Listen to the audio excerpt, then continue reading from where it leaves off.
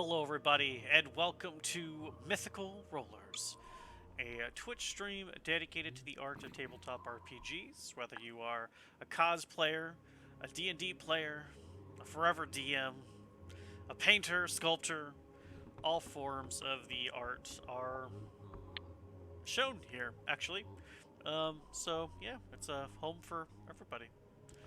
Um, I have no announcements today. We're just gonna jump in. I got nothing. We're cool. You're cool. We're just gonna jump in, have some fun time.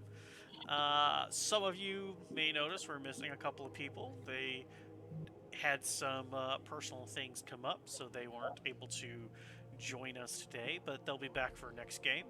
So the part of them will be played by this guy, who I've got like 17 personalities anyway. It'll be fun. We'll just jump into it, and it'll be great. It'll be awesome. So last time on Rime of the Frostmaiden, those of you might notice I took out the whole what chapter we're on because it doesn't matter anymore. Chapter 1 was last year. Okay? We're I mean, we're just counting episodes. This is episode 14. That's how we're going to play it. It's just going to be episodes. I think all my games are switched that way. We're just episodes. So, last time on episode 13, um, the Frosted Friends... Oh, there's an echo. You're going to have to put your headset on. That echo's crazy. Sorry, bud. I lost my train of thought there. It went blue blue. Oh, man. So the Frosted Friends, after discovering some crazy things about the Forge Hammer and reading some books and spiders and connections, shit went sideways as an understatement of, I think, all of 2021 as far as Mythical Rollers is concerned in these campaigns. It was just nothing but blind side after what the fuck.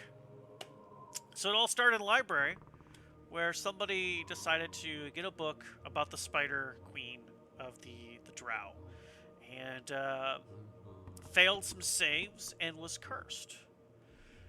And as part of that curse, when they summoned a connection to a particular NPC, that curse used that link to attack the NPC. And Giselle is gone. Ripped apart before being evaporated in front of the group. At that moment, the charade, the farce that was Forge Hammer was exposed to a certain select group that is part of the Forge Maidens. They are a half-breed race of Ice Wraith and Dwarvish lineage. When that happened, a particular person decided to see if the armor that was left in their care by Giselle would give them any clues into what the next step could be, if there was a link that would give them some sort of confirmation within their heart of hearts that she was at least still alive. However, upon putting that armor on, that person immediately, suddenly transformed from an elven man into a drow woman. As drow are a patriarchal society, and they were warned it would give them some cover, but use it as a last resort. Due to some protection magics that were no longer on Fenris, that poor individual, and the curse that was already placed upon them, they were immediately immediately taken into the loving embrace of the Spider Queen and were given a mission to use this opportunity to strike down the Forge Matron, the Queen, as the Forge Hammer is already gone. With the Forge Matron down, the Spider Queen would have little opposition in their plans. And Fenris carried out this plan. They walked out into the hallway, which was full of shadow, and immediately disappeared. The next moment anybody knows is happening, they're coming down from the ceiling on top of the Forge Matron a couple of times, finishing her off very quickly due to some special effects that were part of the armor itself. And per the agreement that the group had before Fenris put the armor on, Naval pulled out his roulette revolver for the first time since making it, loaded it, took aim, and put Fenris out of their misery by a shot in between the eyes. The wounds that were on the Forge Matron were covered in this weird black, shadowy, almost like a black fire substance, and they were unable to be healed. And the Forge Matron did die. Kappa was somehow successful again. I don't fucking rolls bullshit. In creating some kind of resurrection or revival food, which was given to Fenris after the armor they were wearing was taken off. They are basically in skivvies, except for the fact that since they were male to female, there's maybe a shirt on. They were bound by rope and force-fed the revival food, which did seem to work, as how we ended was at that moment of Fenris taking a breath, opening their eyes, Naval with his gun still targeted onto Fenris, shaking as he just killed a friend. However, even though his body is shaking, his firearm is steady and his aim is true. And that's where we pick up tonight's episode of Rime of the Frostmaiden. So Fenris, with Kappa next to you, kind of panting, looking worse for wear, ragged, you could even say, almost aged somehow. Thynar off to the side of you after just feeding the food to you, kind of looking down with his red beard that he has. Marcel kind of standing back, a book out with a quill, taking very quick notes, as the scribe is oft to do. You look around. You're in the Forge Hammer chamber. It's awfully cold, and your wrists are really rough. You're bound and almost naked. You don't recall anything since putting the armor on. What happened? So, to clarify at this point, they are conscious now? And talking. Okay. Naval, just having shot his friend, yes, is shaking. he is going to, with his gun in hand, he is going to walk up to the one side. I am Oh, going to. I am, yes, apologies. I'm going to walk up to Fenris's side. I'm going to motion for Winston to come over so that he's on Fenris's other side. And I'm just going to look. I'm going to put my gun to their head and I'm going to cock the hammer back. And I'm going to say, if you move, or if anyone tries to stop me, your brains will be against the wall. Uh, Whoa there, Naval. I don't think you need to be doing all that now, right? We just brought Fenris back. We knew that something was weird with that armor, right? Let's give them some a breath here, no? Naval does not move, and he's still looking at Fenris, and he's just going to say, he's going to tilt his head a little bit, and he's going to say, what do you have to say for yourself? I don't even know what happened. Okay, well, how about this?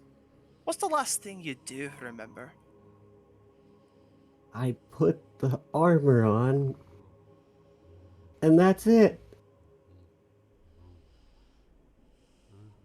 You're just looking at Naval. He's just got this dead look of both surprise and anger at the same time. And he'll make the motion that he always does when he communicates with Winston, and he'll just say, Winston, lock on but do not fire. And Naval will pull his gun back, and he'll just stand up. He'll keep the gun in his hand, but he's just gonna be watching Fenris, and he'll just look at Fenris and say, I've got my eye on you.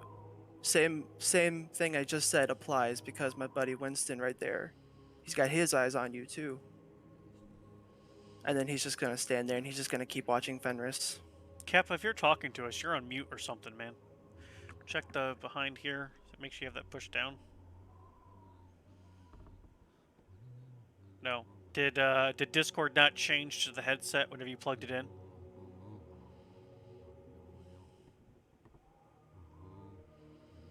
Because normally we can hear absolutely everything whenever you put No, that he's headset definitely in. muted. Oh yeah, now he is for sure. I see his lips doing something. And if after I do that, if no one's saying anything, then I'll just look around and I'll just be like, all right. I want to Now give what? Kappa a minute here, because he might be Mhm. trying to say something. So Yeah. maybe he's gonna be like, let's cut Fenris up and turn them into a soup. How Oh, about now? yeah, That's good. buddy. Alright. How far is Winston away from Fenris? Oh, we're both like on either, like we're both on, Winston's on one side, I'm on the other side, and we're both just like right next to them. Like, is the nozzle like within inches of him, or is there a small? So I My took question is, am I so, able to get in between Fenris and Winston? no, like I said, Winston's like, so like say for example, if they're laying on the ground or something like that, I don't know what's happening if they're up against So the wall, if they they're let on the me ground. set the scene for you. So they are Yep. on the bed. Okay. Thynar is on, we'll say, their left, because Thynar's the one that gave them the food. Kappa would either be on the floor right next to the bed, or maybe even on the bed but further up, because it's a big bed. Even by human-sized standards, it's huge. It's Yeah. supposed to be opulent and royal. Mhm. So they may be, if they are if Kappa is on the bed, they would be further up, close to the headboard side. Mhm. So Naval, you could be on the right side, and then maybe Yeah. Winston kind of like here-ish.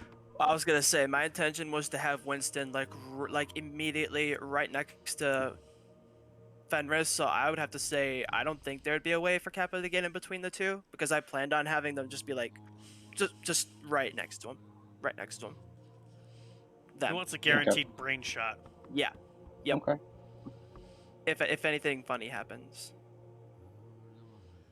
I don't think Stop. anything funny is going to happen in this situation. I could try Well- to tell it a bit, but Don't fire. I haven't. Don't. I have not. It's obviously she does not remember a thing. Curses, black, drow. He's one of us. In my I eyes, know he did something wrong and horrible, but in a sense, we stood by Thynar when he was accused, when his clan was accused. Even though we saw what we did, it's, I hope that, I mean, we have to figure out what happened. It's not clear as day. Please, he is one of us, so I trust you value my judgment. I decided to save her, so let's not be as aggressive. Obviously, she cannot do anything right now. We are surrounded. She is surrounded. Let's figure out the next course of action. Naval is shaking. Like he is putting everything he has right now into not just full out unleashing his anger right now, but he is keeping his cool.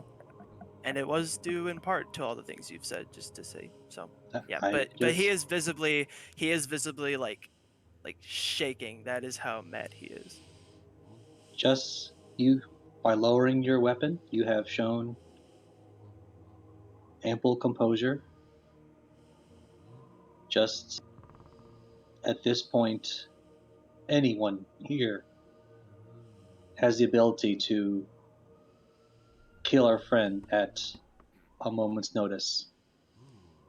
Hey, So we thought that before she went on her crazy rampage, and well, actually, and as he looks over the and as he looks over, and the rest of you like are following his look, the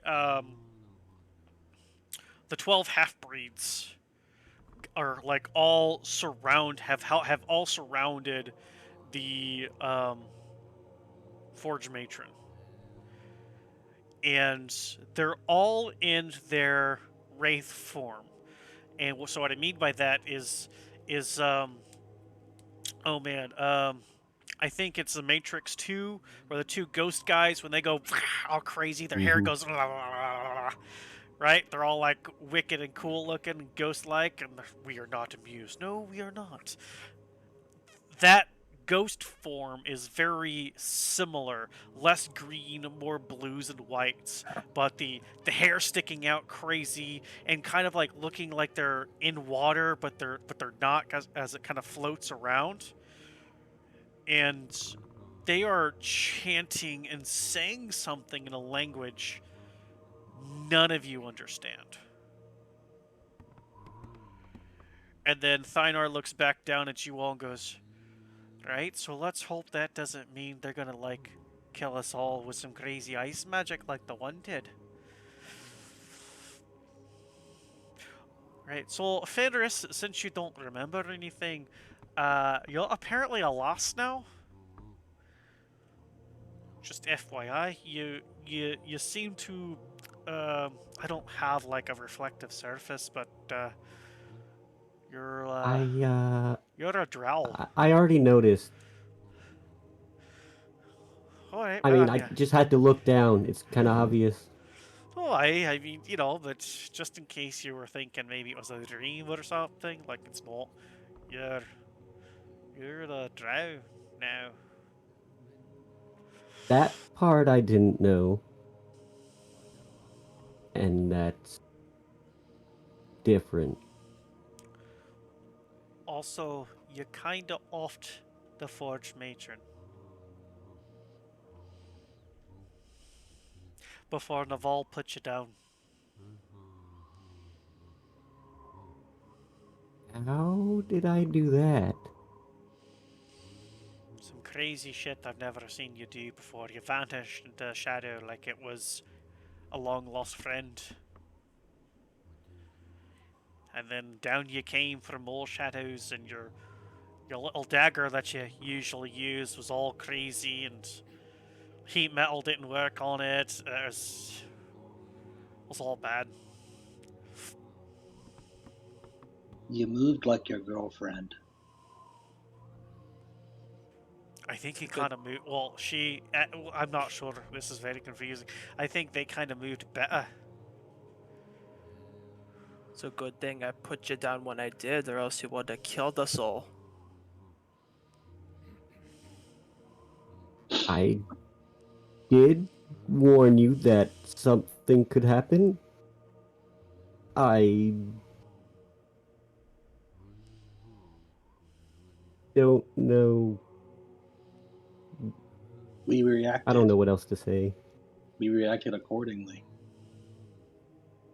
We did what you told us to do. Uh, I decided last moment to attempt to bring you back, and I did. Um, Even though everyone saw what you did, we had a feeling you were not yourself, so I took a chance and a risk, hoping that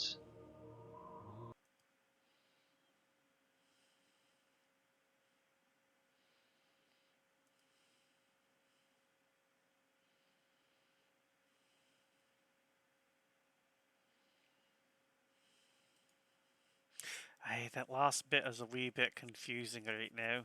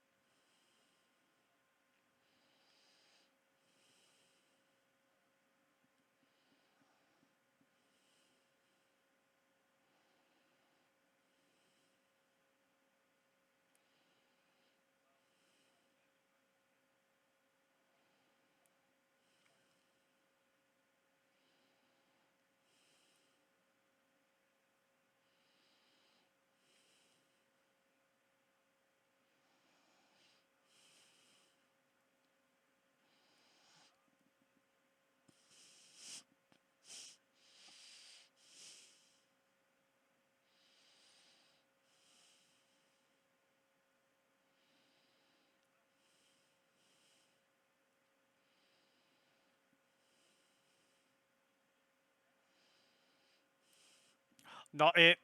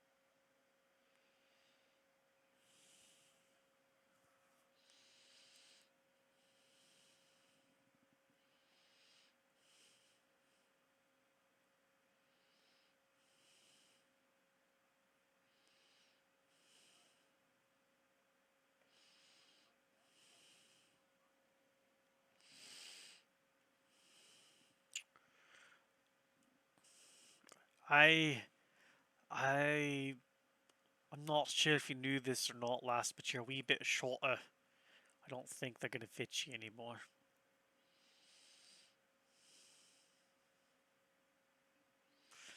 I mean, we're sitting on a bed, right? Let's just. Your shirts, you got your underoos on. I mean, jeepers. You don't just put leathers on nothing. That'll kill you. You'll be chafing and shit. I'll be bleeding for days. You got your underoos on. Now, they are looser fitting than what you are used to due to the anatomy change, but whenever you put leather armor on, you have a layer, excuse me, of pants or something underneath that anyway. So those are still on. They just took the physical armor off, not they didn't like make you naked. You're not naked. You have an undershirt and a loose pair of pants right now. Pajamas, yeah, PJs.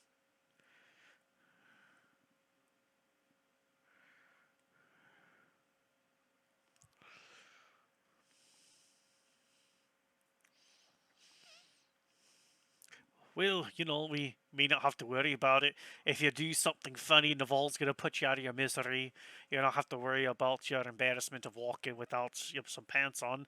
And that ring of death right there may kill us all anyway, so... I think pants are the least of your worries right now.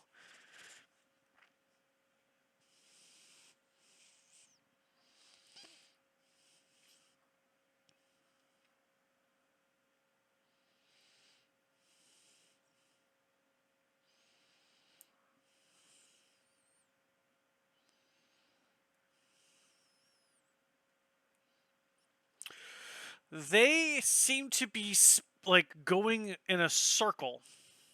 Like... It looks like they're hand in hand, but the hands are like through the bodies themselves.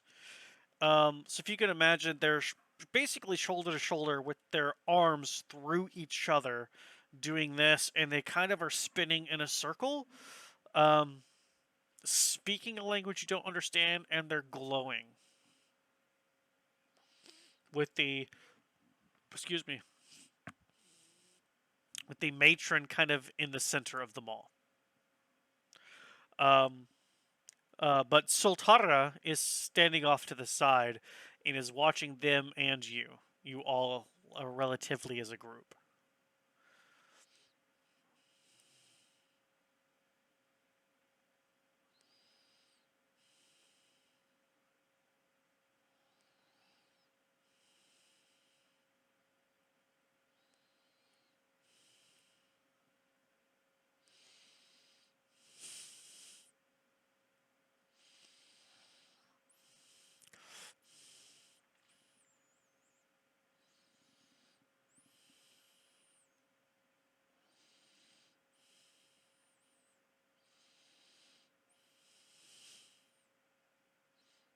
Okay.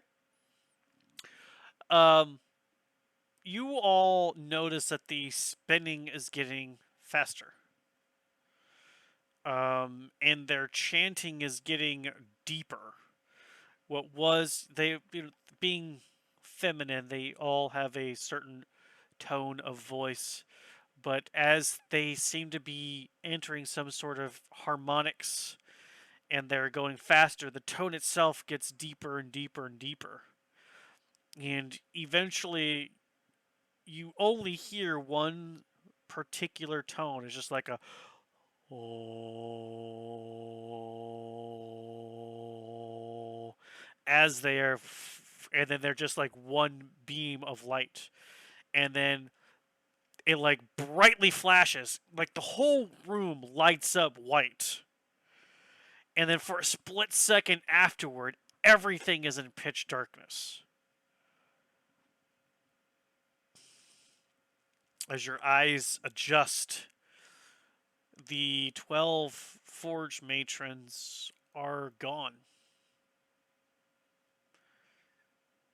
And the 12 forge maidens are gone. The forge matron stands up. about 6.5 feet tall now, and she flashes and turns into an ice spectral form before coming back into her own shape and form, shrinking back down to about 4'2".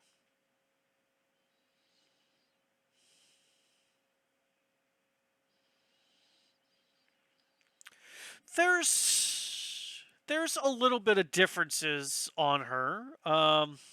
She's definitely a lot more pale now. She has now these very, very bright blue eyes that are um, kind of an indication of the half breed status per se. And Soltara gets down on one knee and in common says, "My queen."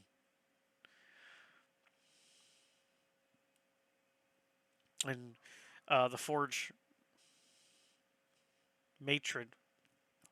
I should not have named those two things so similar. That is a mistake on me as the DM there. The Forge matron looks over and goes, "This is not what I wanted, but I understand why. Now, where is the traitor?" As she looks over at you all. What do you do?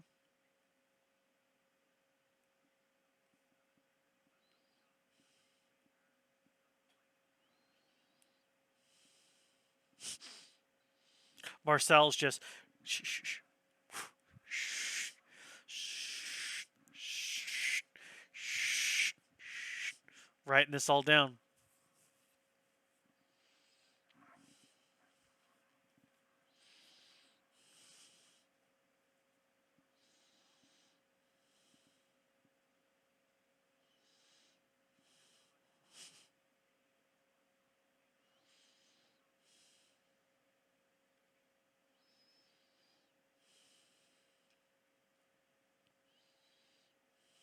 Yes.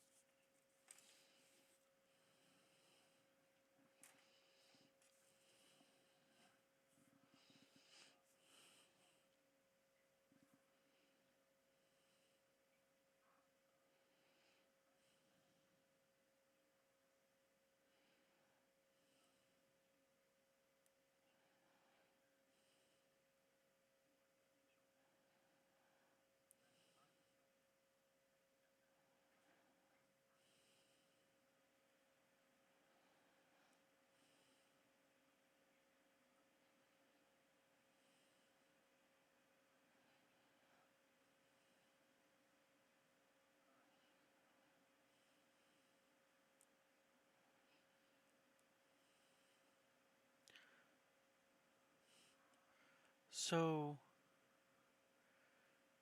you argue for what? Leniency on the one that killed me and forced the other 12 maidens to sacrifice their lives for mine?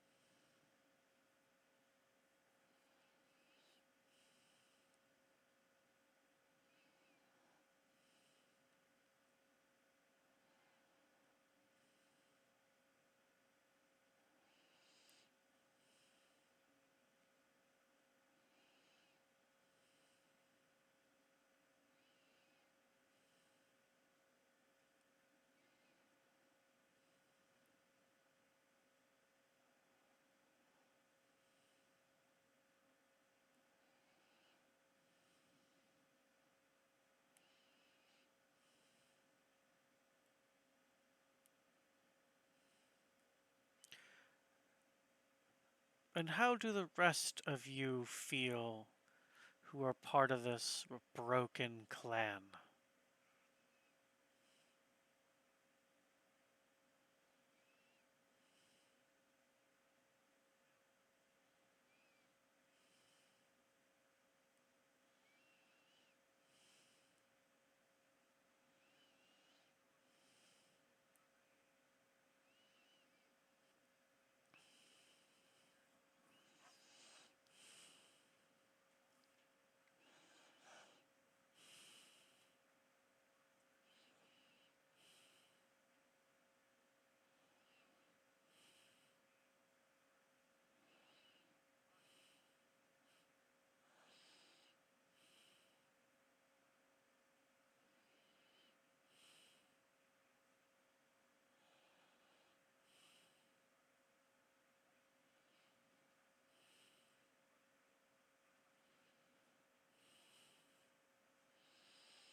But you have something to say. Do you think that this individual should be allowed to live?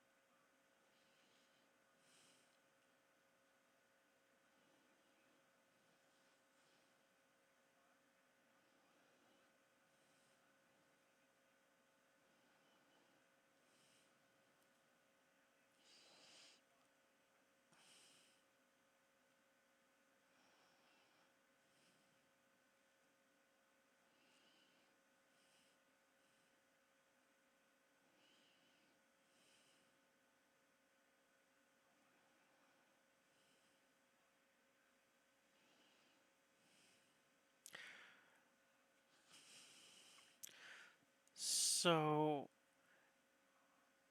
you just went around in circles. That's that is fair. How,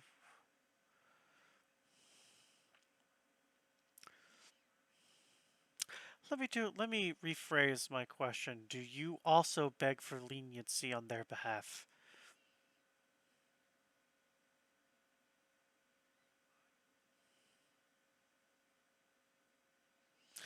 Now, do you say yes because that's what you believe, or do you say yes because you think the rest of the group will say yes?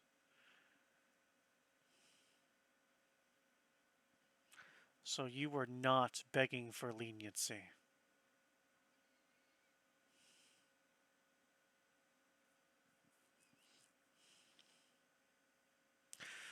What about you, Marcel? You are relatively new to the group. Maybe not yet part of the Broken Clan, but here during everything, what do you have to say about the matter? Do you request, beg for leniency? Uh, I'm just the scribe here. I just take down the events. I will say that before they put on the armor, they didn't seem like they had any untoward intentions to assassinate you. Maybe the armor is more to blame. I think more information is required before we can have a good vote. Investigation. Yes, yes, we must collect all the facts before we a trial even maybe perhaps if your highness lordship I don't know what to call you would maybe do. I mean, let's there's bound to be other reasons, but that's my thoughts on the subject. Perhaps there's more to be understood. If I remember right, they did say they were already had some sort of a spider curse on them, and we collectively, I guess, maybe, Your Highness, not that it was your fault, still allowed them to put on that armor, knowing that they had some sort of curse on their person, which somehow, I don't know, some strange connection there back to the lady that we saw torn apart and vanish. So, more information. Yes, more information. As he's scribbling down.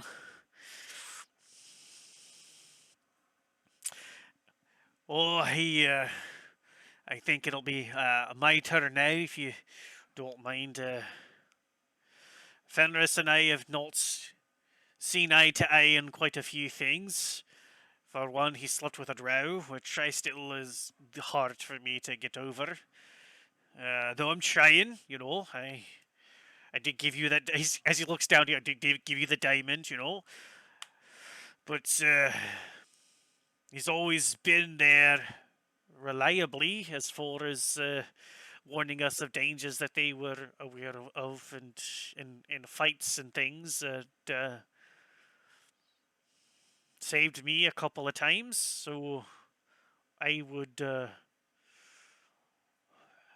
I think I'm on the same page as Kappa, but even more so with Marcel. I don't think we have all the facts. I think something about that armor was kind of the trigger to all of this, and even Fenris now doesn't seem to remember anything. In fact, this is kind of the most meek and docile I've ever seen them be since knowing them from the boat on the way here. So, they are very much kind of taken. It seems as though they don't know where they're at, and they did ask us to put them down should something happen, and we did. We did that, right? All of us attacked. Naval should have got the last hit in, which right between the eyes. That was once that was a crazy hit. But we'll get into that later. Fenris technically died for whatever transgressions they did. We took the armor off, bound them, as you can see, and Kappa did some crazy cooking thing with Ubok's cleaver. I mean, with Ubok's cleaver, right? Ubok's cleaver. The magic still worked. That should mean something then. Your very son still allowed Fenris to come back.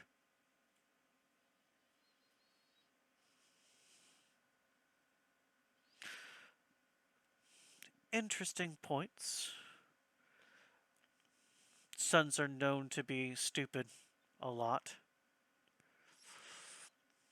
And what about you, Fenris? Anything to say about your actions?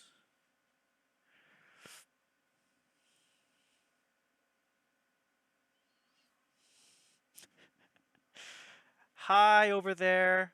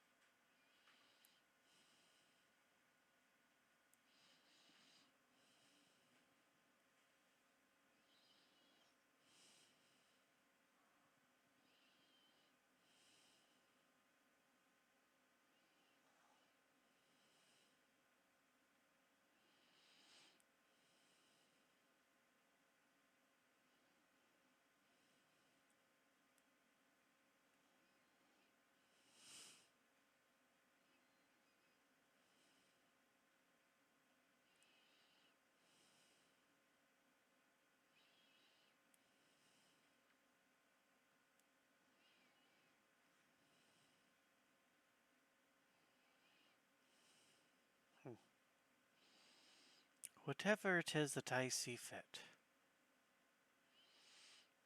Interesting. Some of you request leniency. Some of you say you're not entirely sure if they're normal just yet.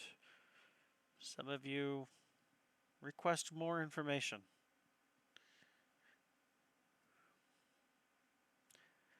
But the one potentially at fault says whatever I decide.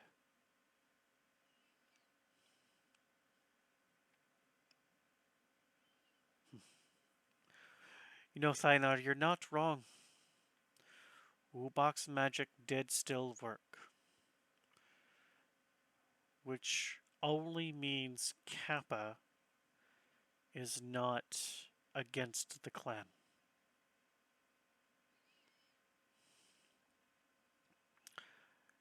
Fenris never received an Ubok item, and that would have been the proof that I needed as far as their innocence or guilt.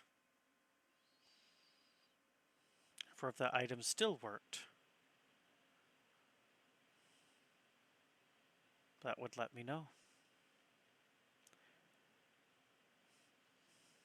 But we are in wartime without a forge hammer, and now without 12 ice dwarfs.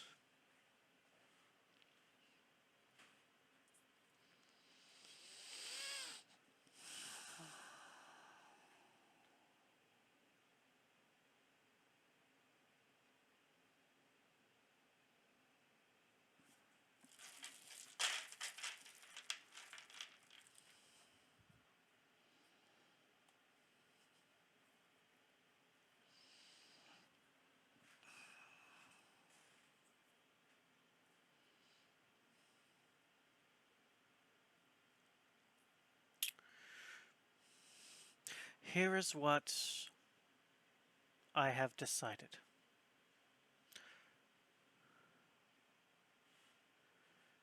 Fenris died in the attack against my life. Fenris is gone. There is no Fenris. He died here today, as he was an agent for the Drow, for the Spider Queen herself.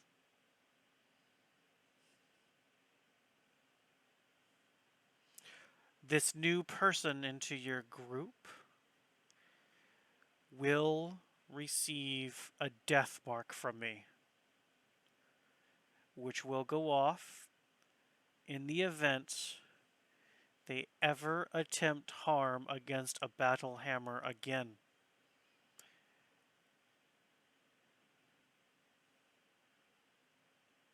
That is how this goes.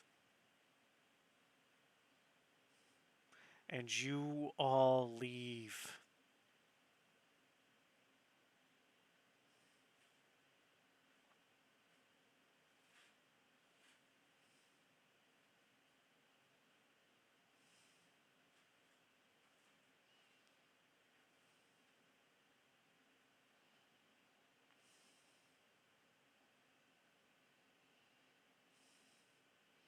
What is that?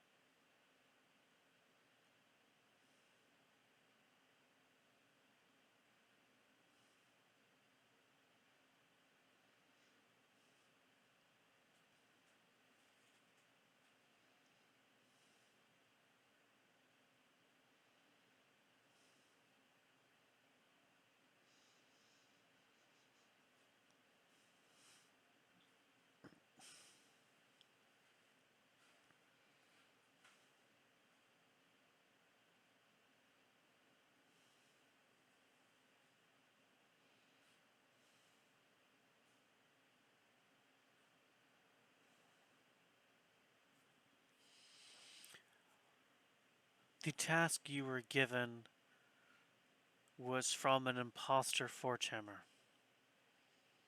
A charade we had put on, which she looks over to Sultara, is no longer just between a few of us.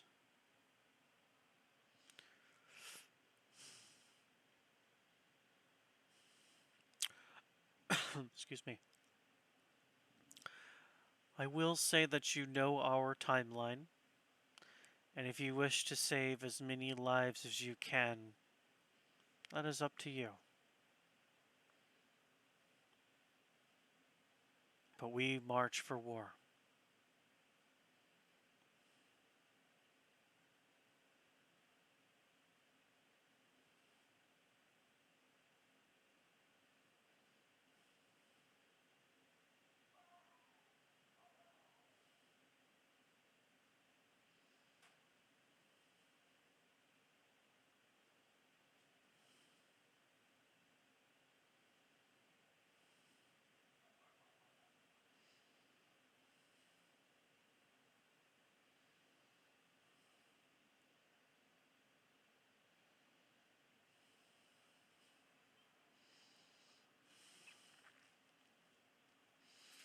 As you are saying that, she stretches out her hands into a claw like motion, and the room gets significantly colder. And these icicles start forming in the air like ice spikes, and they all embed themselves into an unnamed female dwarf on the bed, whose back arches. She screams in pain before they dissolve into mist. And they're not that you can see yet, but you can kind of feel forming on your abdomen is a some sort of design. And she goes, "The death mark is in place. She can't do any harm any longer, or she'll die.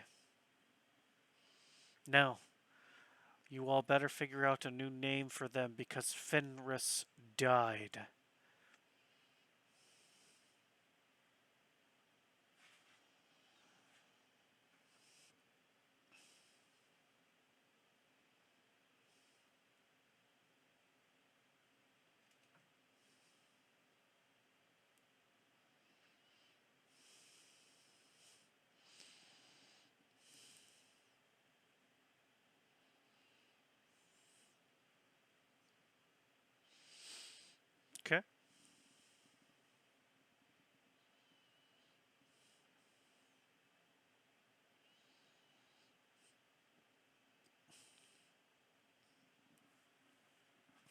Yeah.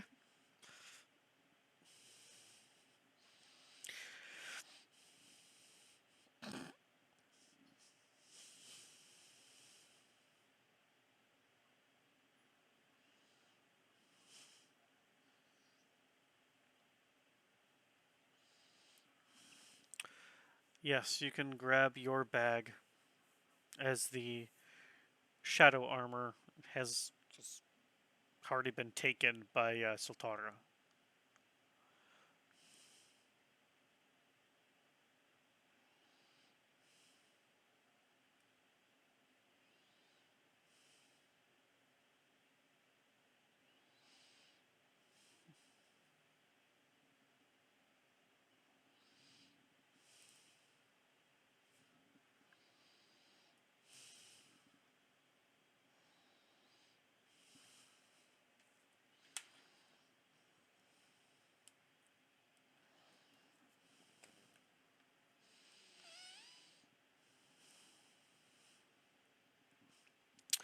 As you all leave, you realize you have no idea how to get back.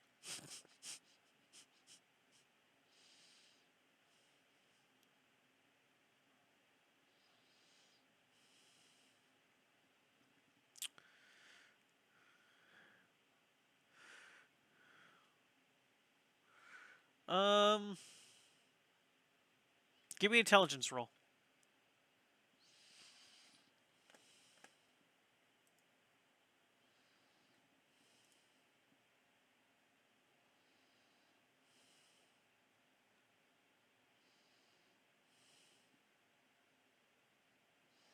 Hero with no name. That's funny that it says that.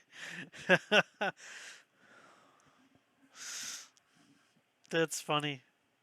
You have a fairly good idea, but even though you seem to be walking with purpose, Sultara is still following you all.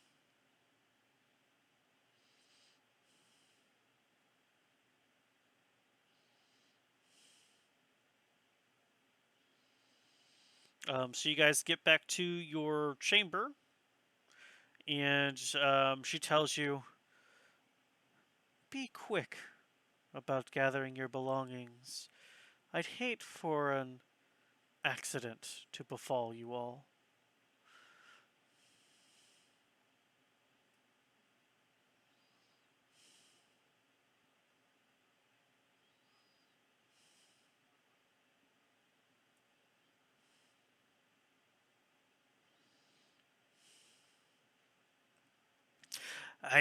We should probably put those caskets of ale into your bag too, just so we have them for later. Hey, let's just put them like let's just load the bags up.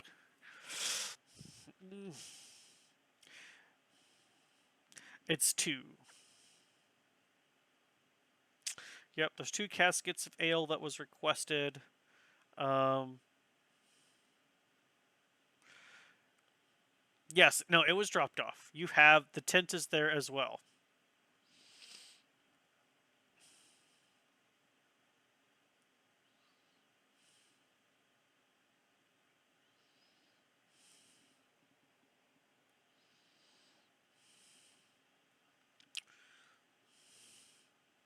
Yep.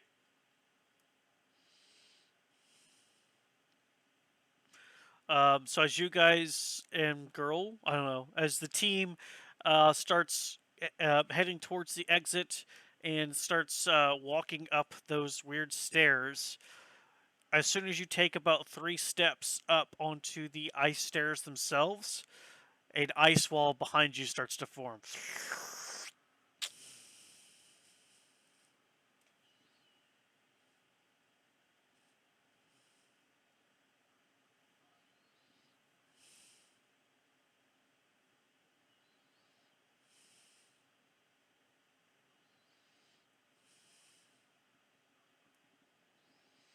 Hmm?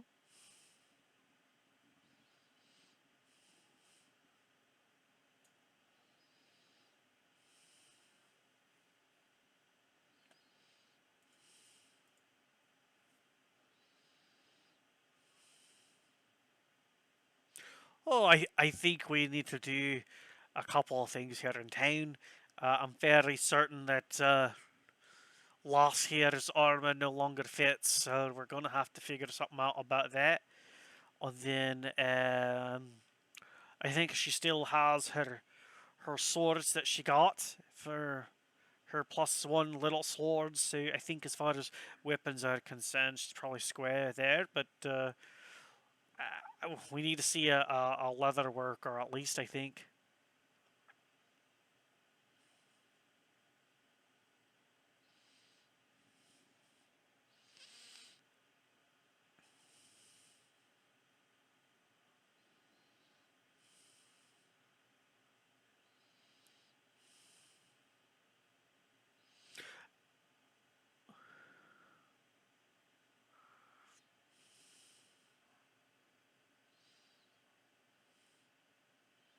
Syra.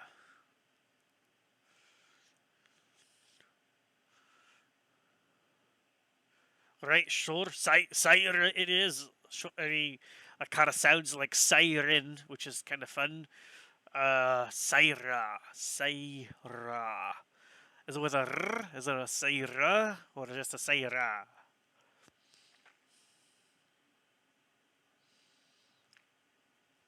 Oh, that means you don't kiss enough, lass. You gotta kiss more. So I get the flexibility in your tongue to roll your eyes.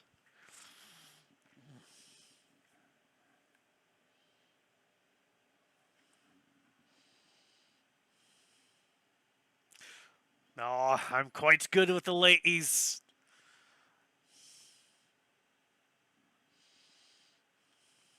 Anyway, Syra, that's fine. No, it's better than that Boston's name who died way down yonder there. Too soon? Sorry, my bad.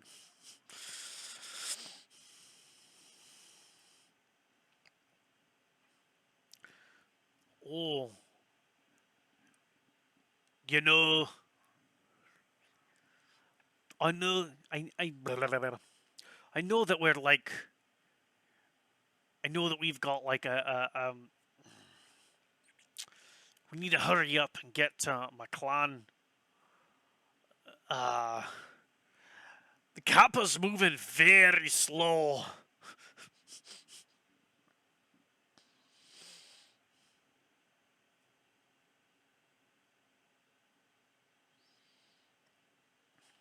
Or maybe we can get a sled or something and just have Kappa be permanently on the sled. No offense, Kappa, but I know that took a lot out of you, and I don't know that we have the time to give you the proper rest that you need to recover. So if we can get at least a sled team of dogs or something, we can let just Kappa just pop on there and just off we go.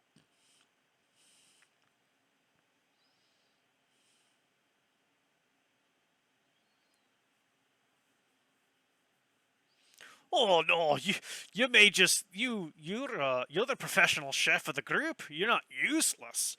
You made this crazy drink with the cheese and the whatnot. I mean, that's not useless, sir. That is very useful, let me tell you. Better than a guy whose nose is always in a book as he's scribbling around.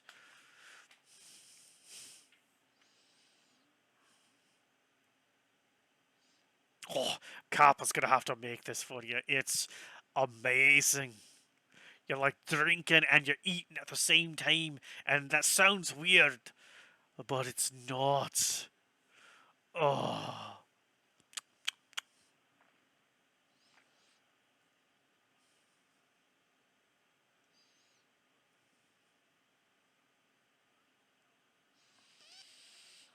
I mean, it's gonna take you longer than normal because of Kappa. Um, but eventually you all do make it up top to the small hut that is the entryway. There are some dwarves stationed there, and they kind of look at you odd, but they don't say anything. Um, when you leave the hut itself, the snow is about 1 inch thick, not 1 inch, 1 foot thick on the streets right now. It is lit outside in a way that the sun is up somewhere, but again, with the magical craziness that is the northern weather, you can't really tell if it's early sun, late sun. It's just kind of like the same color light. So you're not sure as far as like time of day, but it is still currently daytime.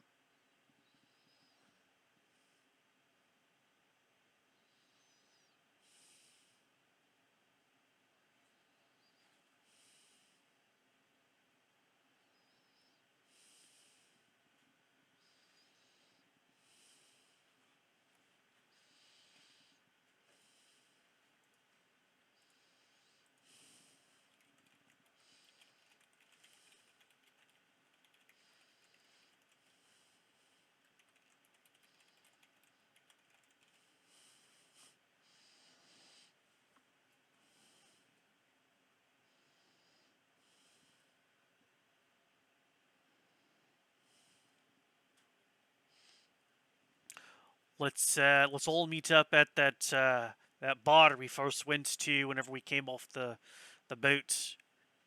That seems like a good meeting place where nobody's gonna really ask us a bunch of questions, or just a few folk having an ale or two, and then we can go over to the place where we got the sled the last time, see if they'll let us buy one, and we can just pitch the tent tonight out in the wild.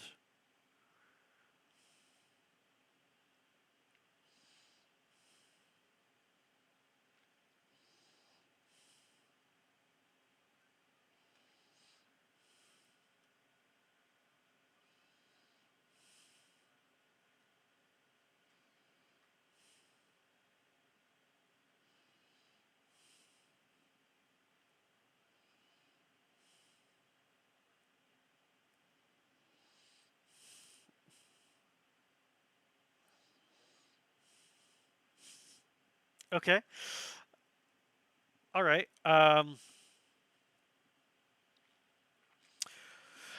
I think Marcel would follow you.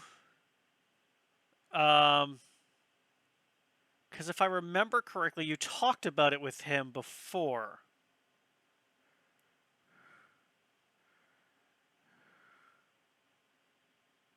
I think you and he talked about the magic tent before. Um, where you had said you had wanted to stop there before we let you guys left, and we, because I'm Thynar, we left before. So you prompting that you're gonna want to go do your errand. He hit like he would peek up from his book and say, "Are you gonna go to that magic place you're talking about?" He goes, "Perfect, let's go. I'll let you lead since the snow's really tall and I'm really short."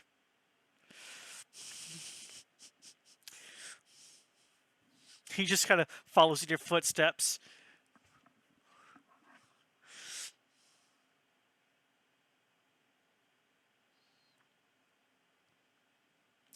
Oh, aye, Kappa and I, we're gonna be with you because we gotta get your armor readjusted, and Kappa's gotta tell us what provisions we're gonna need.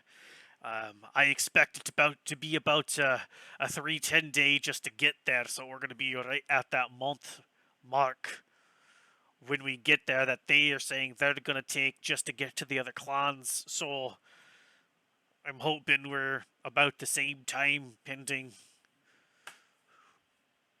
weather. So I think we just all kind of, Kappa's got the bag, so I would just go with you, no problem. Right, here though, right? Here's a cloak. Ugh. You're probably cold out here without all your shit on, so there's a wee bit of furs.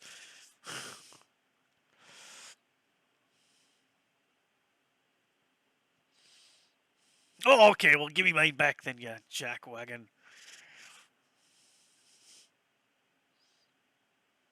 Well, they didn't say they were getting anything dressed. Jeez, I was imagining them still in their weird little underoos walking around. trying to be nice. Jeepers.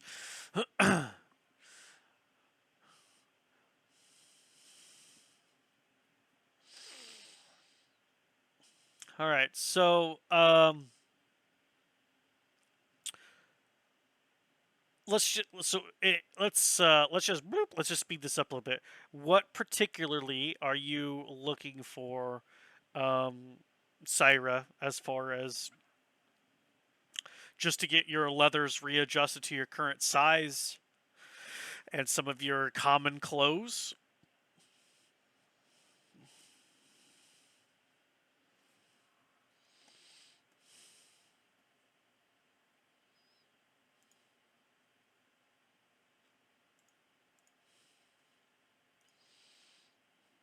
Let me take a gander at what you got to change your race too.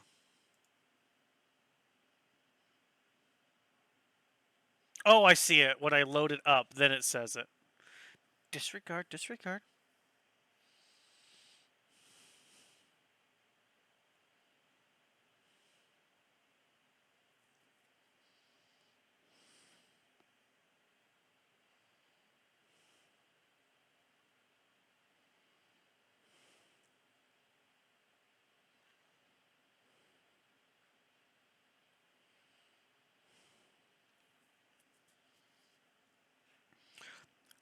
So the man. So the as far as the studded leather armor is concerned, whenever you go to the leather shop, they just do an even trade. A large male set for a in between medium and large female set, because it's built different due to different parts of the body are a little bit different shaped. So they just call that even as far as that is concerned. Um, I don't imagine you argue too much about it because, right, exactly. Um, as far as like the cold weather gear, I think that place is going to charge probably probably 2 gold pieces, um, just because the set you're turning in has been used. And so instead of 10 gold pieces for a new set, they're basically paying you 8 for the used set. You're just covering the difference, so it's 2 gold for that. And I mean, commoner clothes. I mean, that could be hemmed for another copper piece. So, um, 2 gold and a copper will call you done as far as adjusting.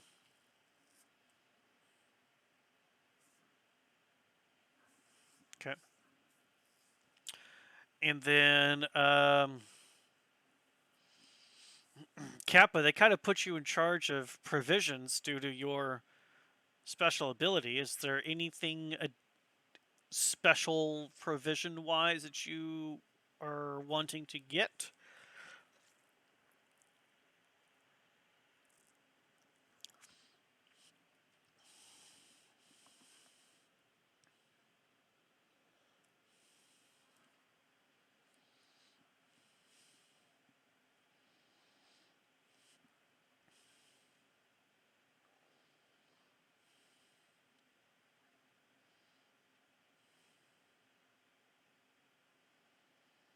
Well, you're set on meat.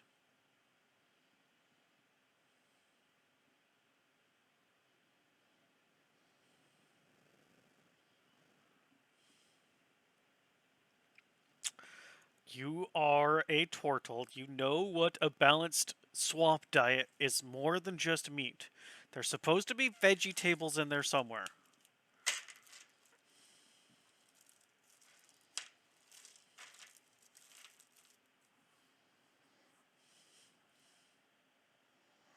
Okay, that's fine. That's fine.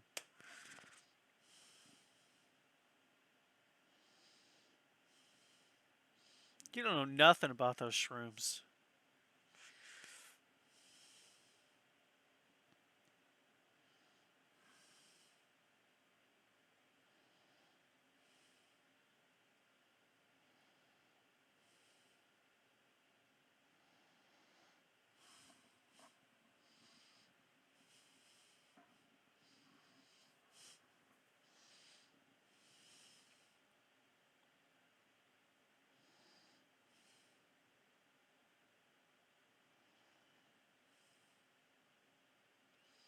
Aye, if we need to, I can create clean water.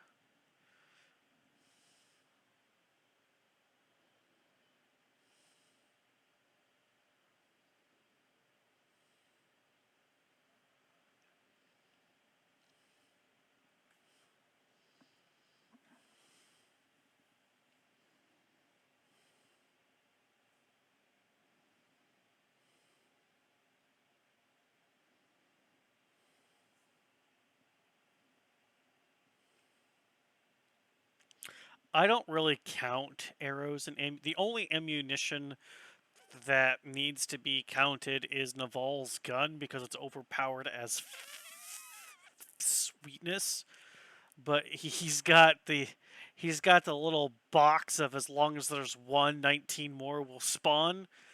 Um, so technically he should be solid as far as ammo is concerned, unless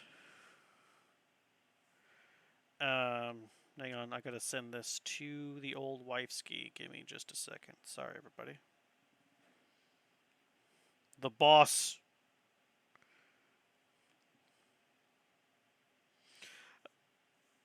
Um, as as yeah. So like arrows, unless you use an obscene amount in a combat, I don't care. Like it's just part of basic stuff. Blah blah blah blah. I'm not interested in all that. All I'm interested in is, do you have enough food for the travel? Great. If you do, then I'm assuming you're eating every day. Do you have water for the travel? No. But do you have ways to getting it? Yes. Then I'm assuming a spell is being saved for that every day. Unless you're like out of spells, but then you guys have other things to that you can obviously do, right? So I'm not really nitpicky. Don't care. Um, is there the only thing Thynar cares about is leaving and ale, and since Kappa can handle ale and food, he's not really worried about anything else. Um, Syra being equipped, important. That's now done. So, as far as Thynar is concerned, he's ready to go back to the bar, so that we can get some things going. And he might even drop you guys off and go try to get the dog sled ahead of time, just so we're not having to wait on that either. I think unless actually he might go unless you want to take a crack at it there, Syra, with your newfound wiles, maybe you get a discount.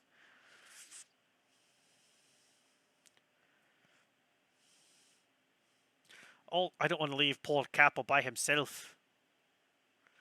I'll just give you the gold if you want to go and try.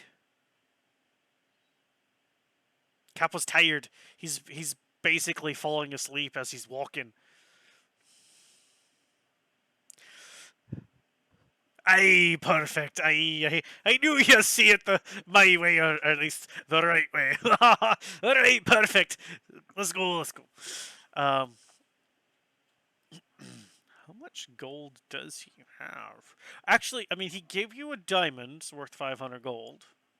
Not that you want to use that per se, but otherwise, on his character sheet, he says currency is nothing. He has no gold.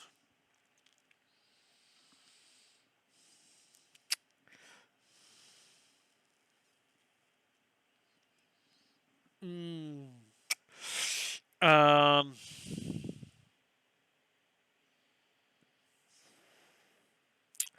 Oh man, yeah, he's got nothing in the other possessions. Um.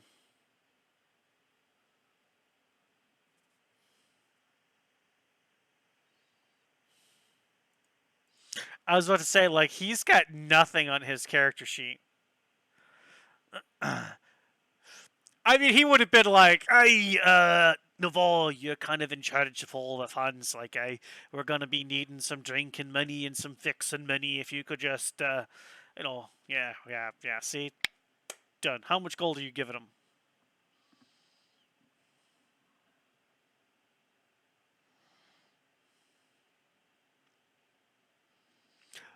Hey, but for like, the dogs and the sled and things, like, maybe we should do like 150 or something just in case. Aye. Yeah, perfect, great. Alright, okay, yeah, perfect. Alright, so Thynar will give you, Syra, 100 gold worth in gems, basically, because that's all that's up here. So gives you that. Kappa, you're at the bar drinking with Thynar. Let's go and switch it over to Naval and Marcel as you are trucking through the snow, getting into the center of town, looking around, and there you do see the bright purple tent of the Madame Menageries.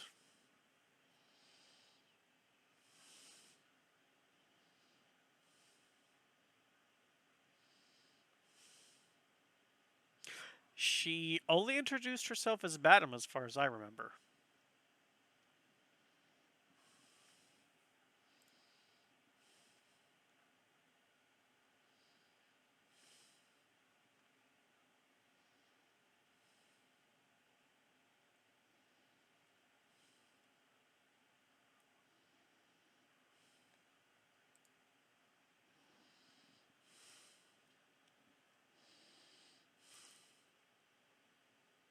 Cool.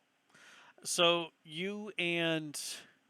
um, you and Marcel walk into the tent, and immediately are extremely hot as it is super warm in here.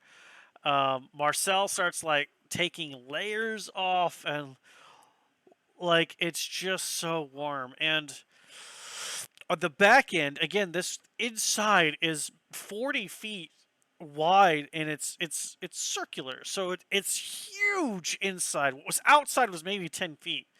When you walked in, it's huge, and it goes up, and it does point into like a typical style like circusy tent. It does come up into a point. Um, on the far side is a look at that guy eating again. On the far side is the small gnome that you recall from before, with the pink hair that's in two pigtails coming down to just in front of her collarbones, with the white skin, freckles everywhere, and rows of shelves that have small glass, what looks like glass cubes, and they're just kind of everywhere.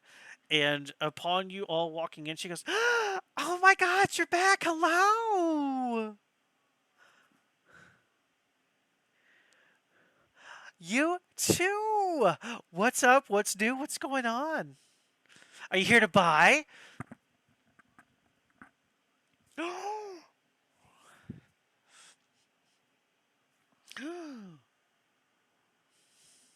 Why, Marcel, a man after my own stature. Hello. Marcel's like opening up a book and hello. I'm Marcellus, as Naval said. This is a really nice place that you've got here. I'm I ki I like it. It's very nice. Yes.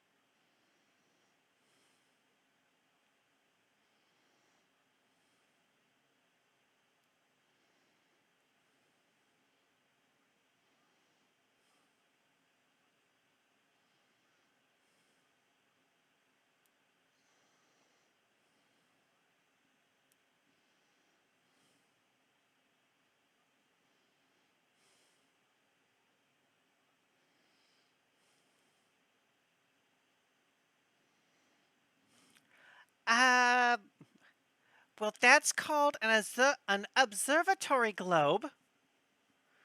And I do have some. I do make them.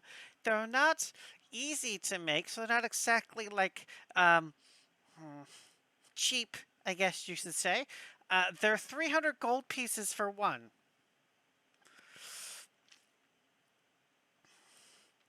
And it is exactly how you described it. It's a globe that you hold in your hand, and you just kind of look. It's a representation of the world we actually live in, and so you have to be looking at where you are, and then the position of the sun and the moon will change depending on where you are because it's different for every location because of the way time. Never mind. I'm sure never. That's how it works. And then an image will appear in front of it, telling you approximate what time it is.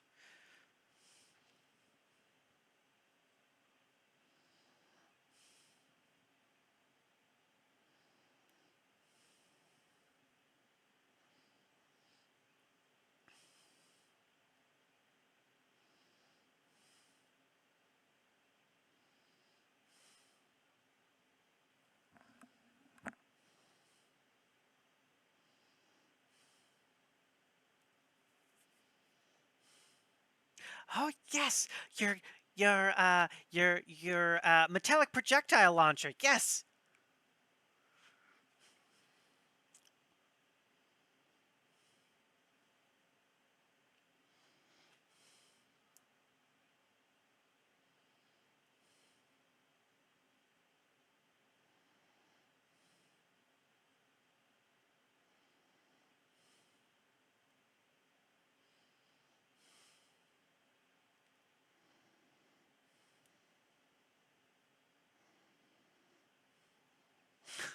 Oh, really?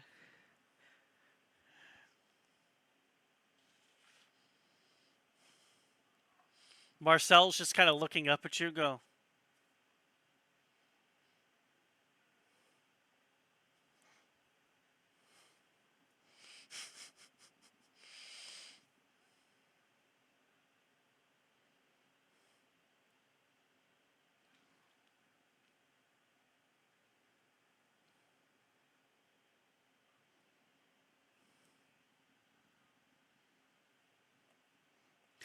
Yes, it's 300 gold for one because of the materials that are used in making it are not easily found.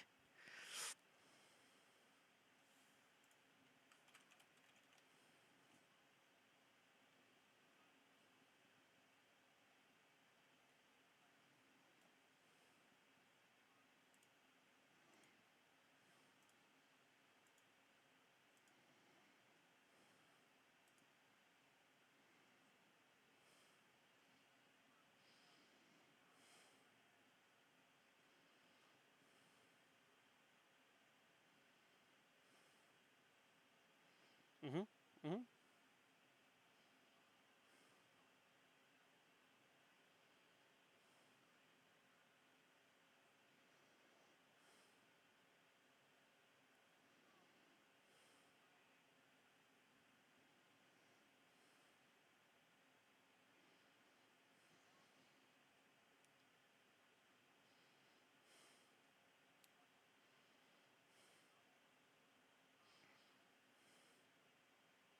Sure, that would be just fine. That sounds great to me. I can quickly pull two out.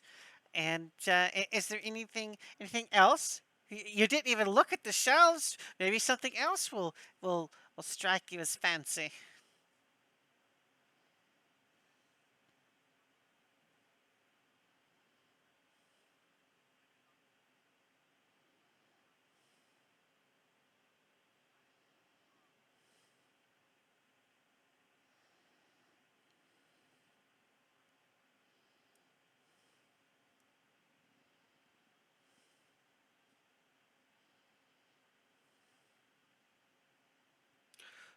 Sure.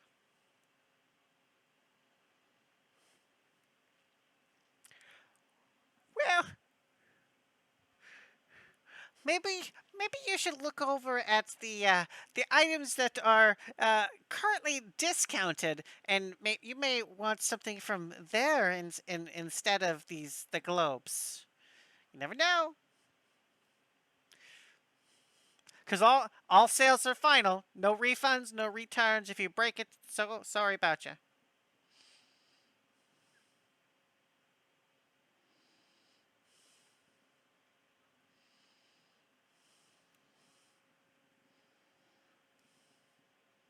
Well, you weren't in the market to buy, so I probably didn't.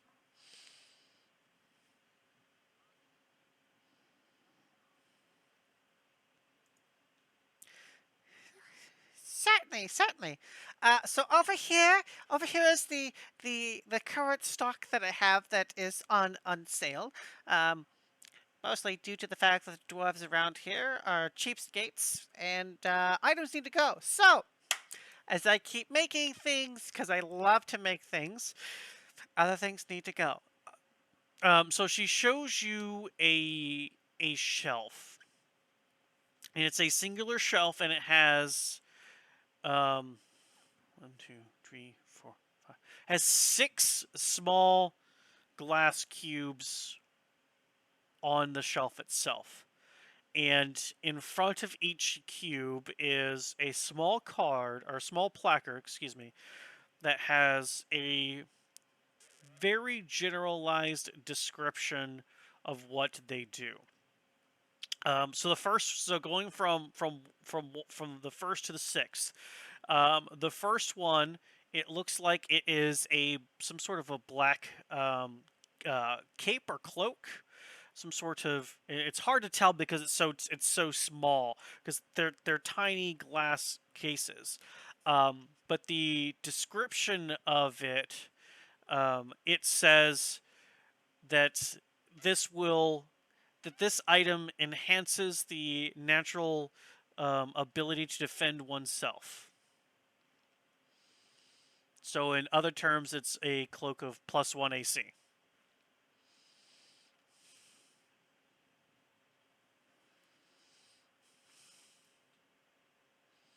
It's just a short description of what the magic itself does. Yeah. So the next item is a pair of boots of like they look like a dark brown leather, and the description on there is boots of levitation. Um, mhm. The next item is is of a sword, and it looks like a short sword, kind of old Rome Colosseum style um, short sword, where it's a double edged blade, and the hilt is like very much.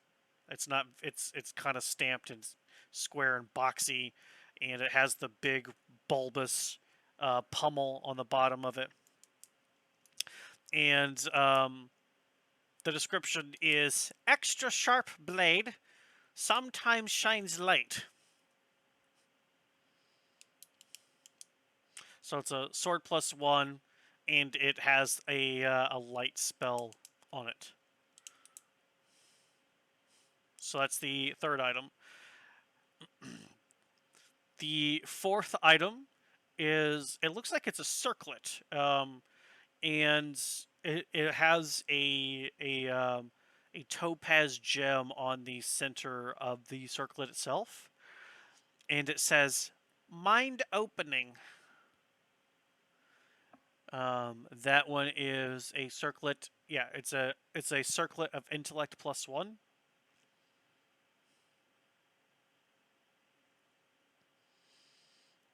And then, yep. Then the fifth item is a shield, and similar description as the cloak, where it's the natural resistance to physical damage is increased. So it's a shield of AC +1. And the last item appears to be a wand, And the description of the wand says, "Bring smiles to all faces."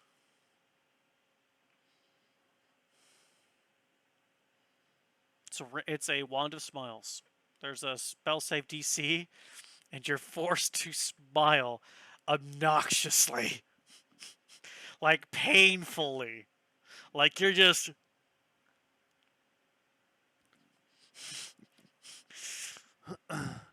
And the prices that are on them, um, where's my page?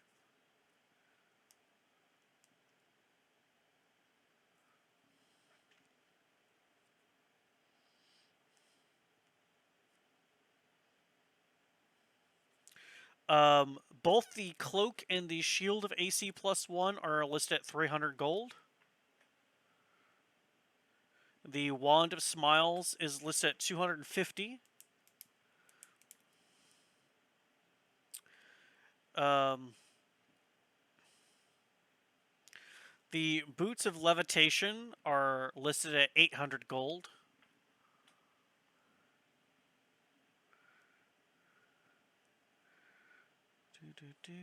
The circlet of mind opening is listed at 600 gold.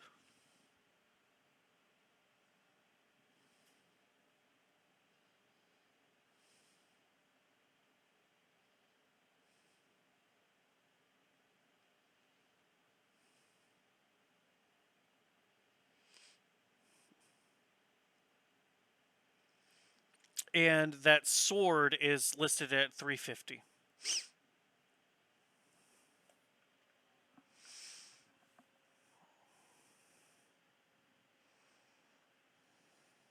Mm-hmm.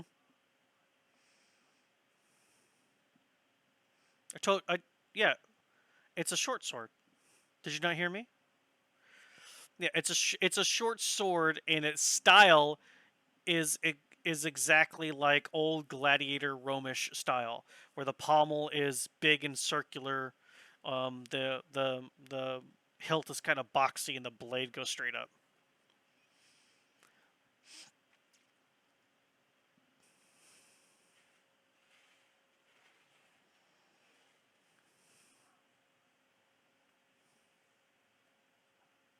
Mm-hmm. Mm-hmm.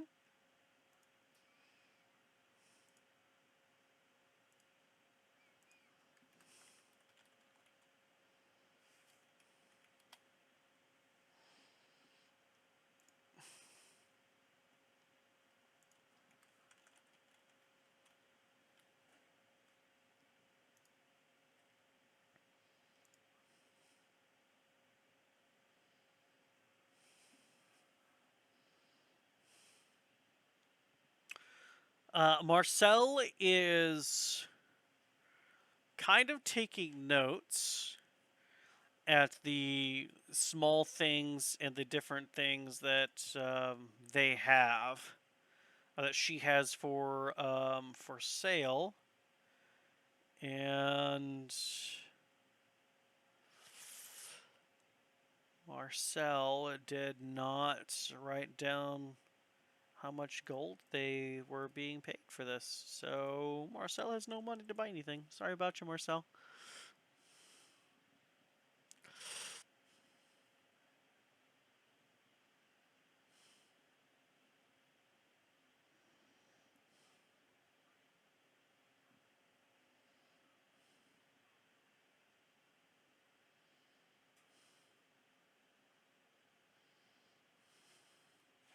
She just kind of showed you where they were, and just kind of let you, and just kind of stood back, like didn't want to interfere with anything. Mm-hmm. Basically, exactly.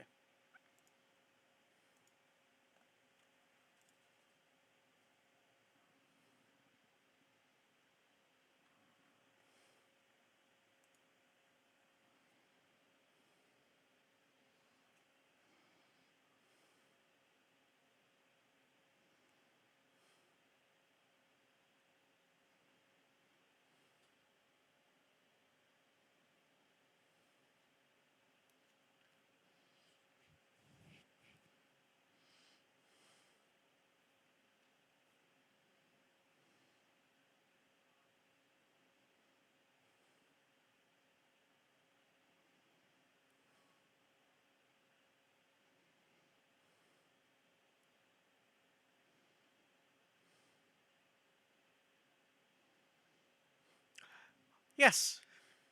Yeah, that's the discount section.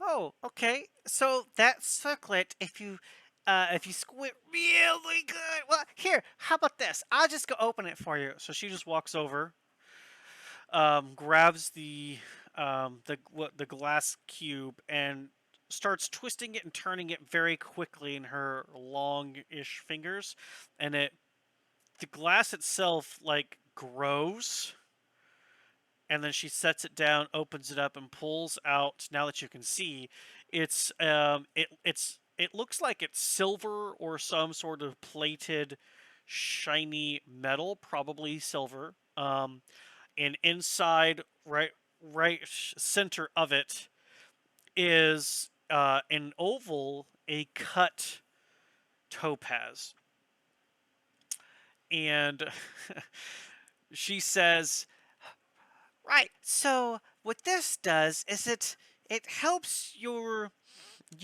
mind expand in such a way as to make you even a little bit smarter than your average person.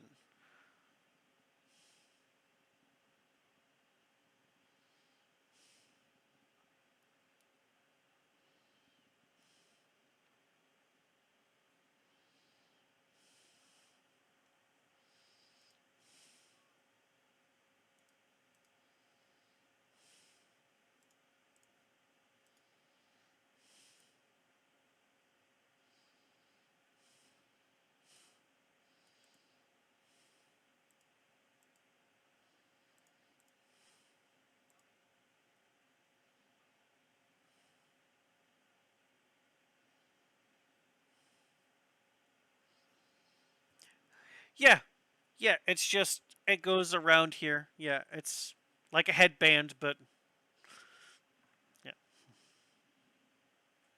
yes. Now this does require you to spend some time so its magic adjusts to your body. AKA it requires attunement.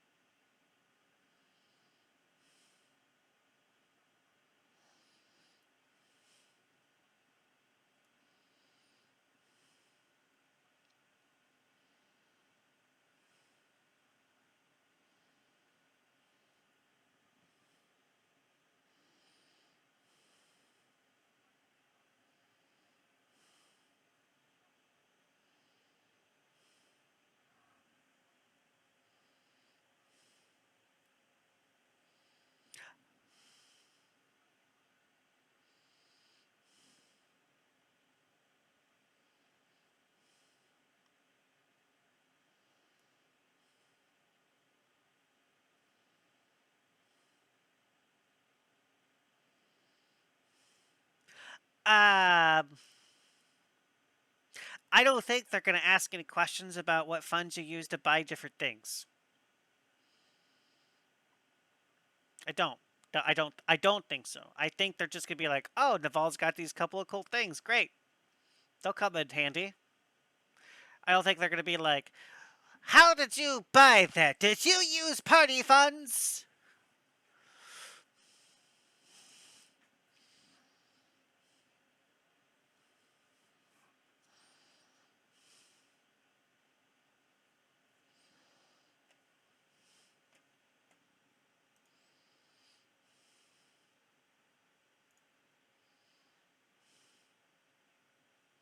Oh yeah, sure.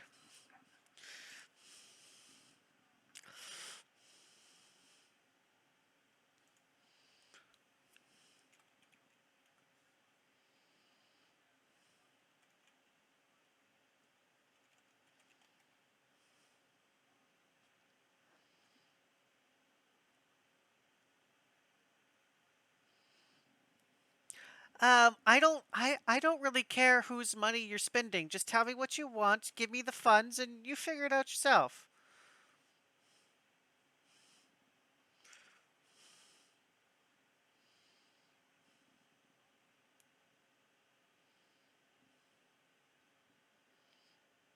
Okay, that'll be 650 gold worth of gems or gold if you have them.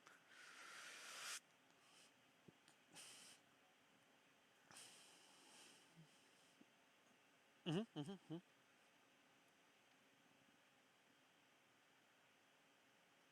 Okay. Um, she takes the money, and you watch her trace something weird in the air, and she puts the money into something, and just like me on camera, her arm suddenly disappears, and then she pulls out. I mean, it's like softball size. It's fairly big. She pulls out this weird metallic globe. Now, it does seem to give off a little bit of light because there's a sun and a moon in there. So, um, just to be aware that it does give off light. The globe does, yes.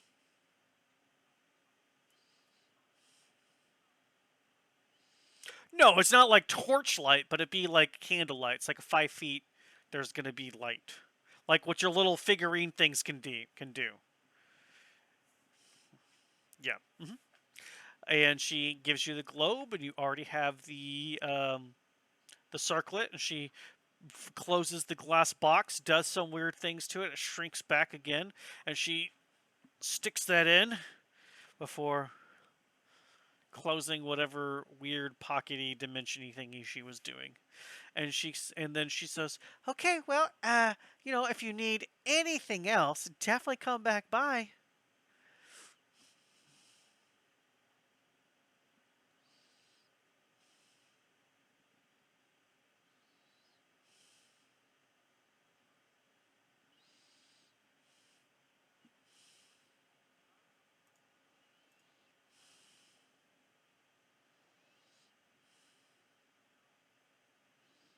Okay. As soon as you leave the tent, you are freezing cold.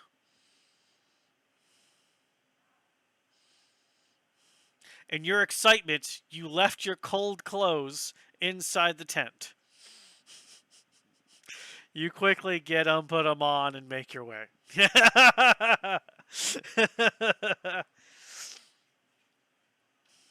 hmm.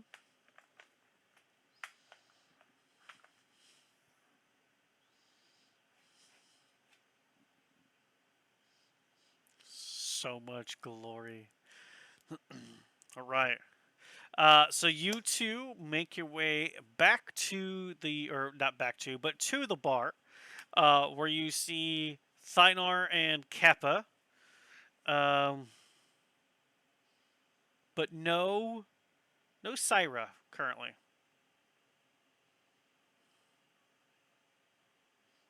hmm hmm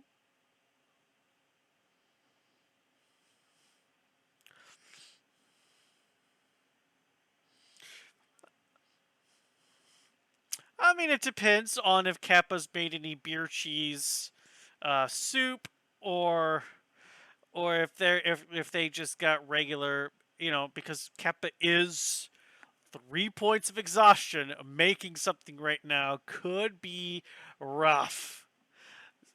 So they may have just ordered some minor nibbles and drinks from the bar itself. Um,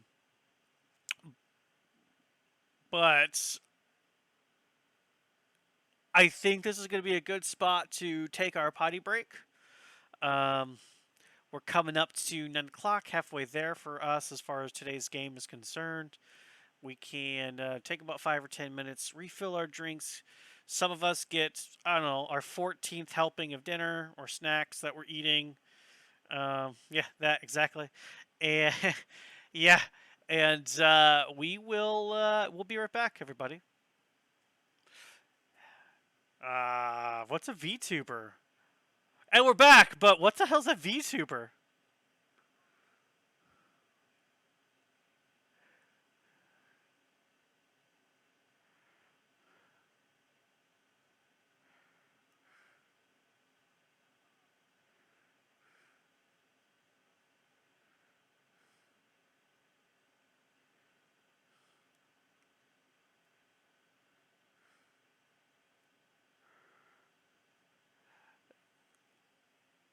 Oh, I do need this.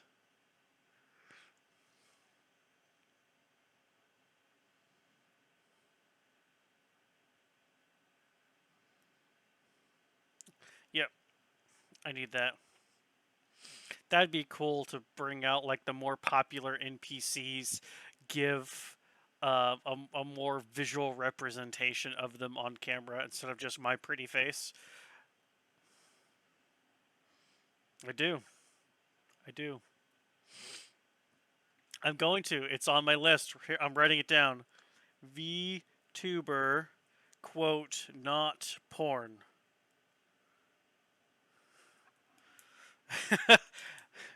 So I figured they would be. That's why I had to put in quotations, not porn. All right, back to our story here. Let's start off with Syra. Syra or Syra? How are you pronouncing that Y? Syra. Let's start off with Syra. As you are heading up to, excuse me, the. Oh, you removed a character. That's what's freaking me out. Never mind. As you're heading up to the stables, where you previously were able to rent a sled and dog team, um, as you get closer, because it's on the northeastern edge of the wall, as you get closer there, the streets are a lot more clear here. And you can see there are a few teams of people going around and shoveling again, but like they do, they really just make a walk path, and the walls are just covered with snow. You know, they don't care. It's like when if you leave your car on the street and they plow through, you're trapped. It's the same thing. Door there, don't care. Whoop. Um, but you get to the stables. They appear to be open. You do hear barking, so it sounds like there's at least a team or two. What would you like to do?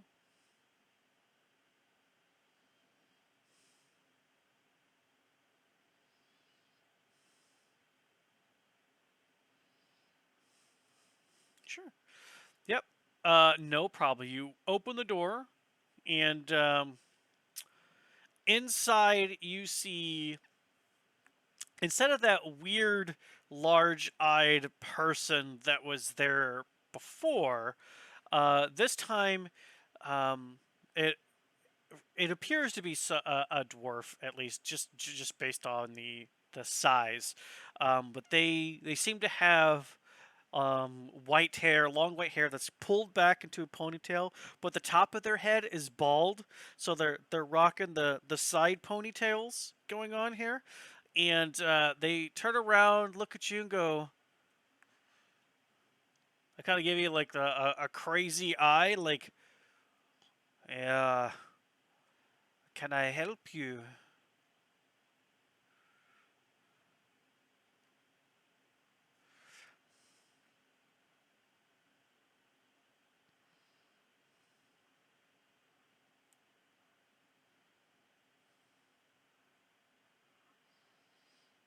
You You don't appear to be one of the Battlehammer's drow. What are you doing here?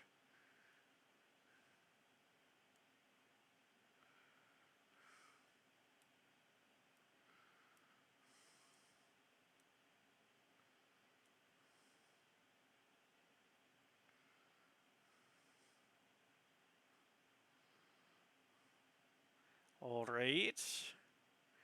You're looking to rent or to buy?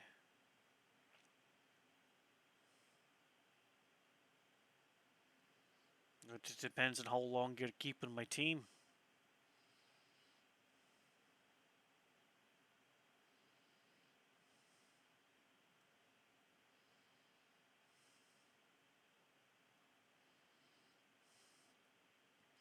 Do you need just the team or do you need a sled as well? Alright. That'll come to you. Excuse me. I'll come to 125 gold pieces.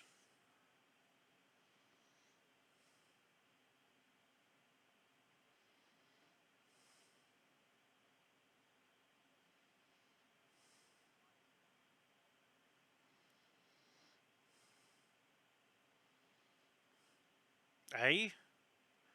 Dwarvish.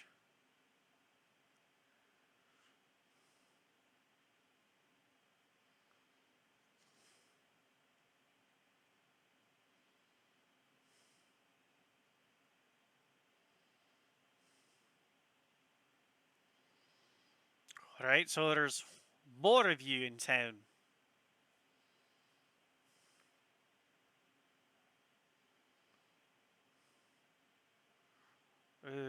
Alright, so normally, maybe you're not from here, but normally you leave your team at the stables, and when you're leaving town, you take your team.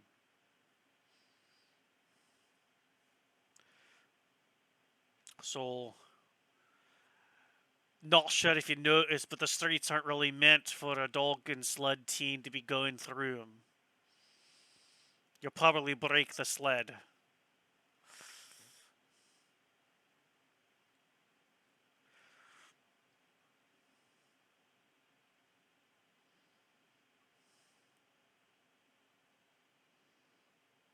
Aye, works fine for me.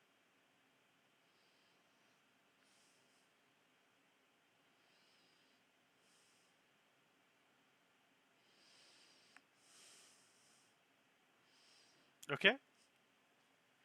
He he writes you up a bill of sale, basically, and of course it's all in Dwarvish. And he says, "I just need you to sign right here."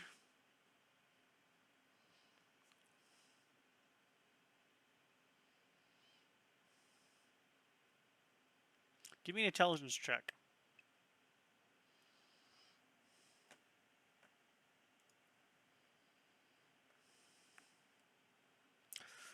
You do sign it with your new name.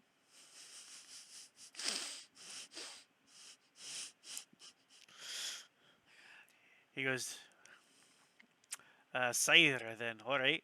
So basically this just says that when you come back with this here bill of sale, I will have a team of dogs and sled ready for you with all the tackle required and the straps and things. A week's worth of food for the dogs. You'll have to figure it out.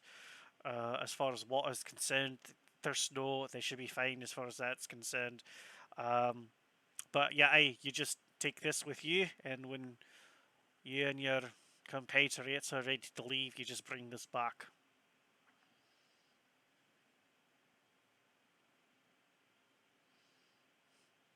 Right then. Okay. So you're all back at the tavern. What do you do?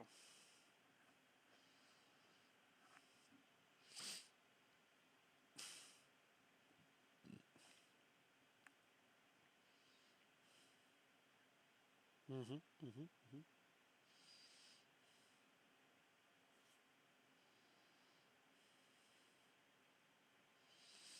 Thunar is trying really hard.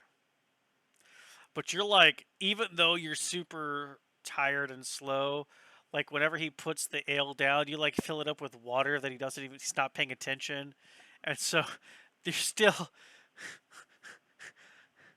you're still giving him some water to down ale, so he's not getting as much ale as he thinks he's getting, but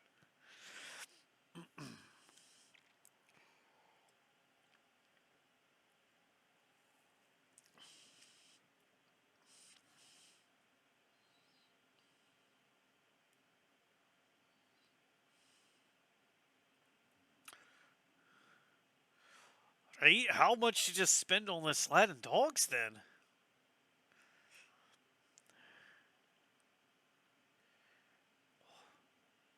Okay, alright. Where are they?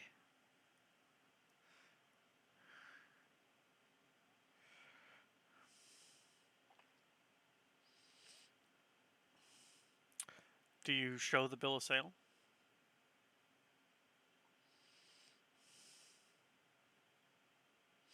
Right, we never taught you Dwarvish. You really should start learning Dwarvish. What this here says is the person that has this piece of paper is obviously a drow spy and should be killed immediately.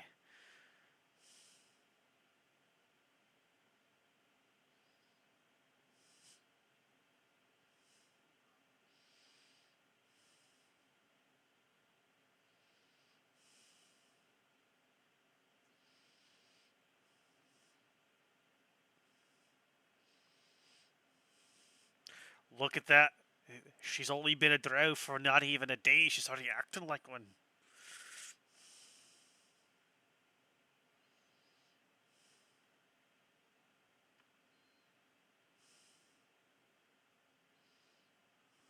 Sober. Can you read Dwarvish?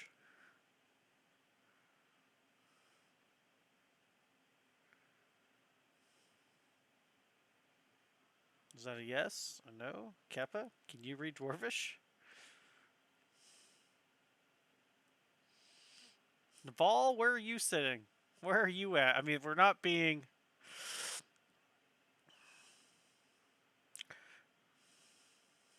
Okay.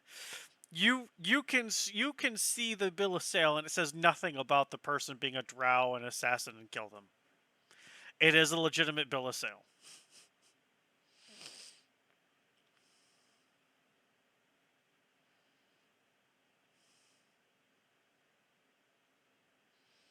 Right, it's official, as in they want somebody to kill her.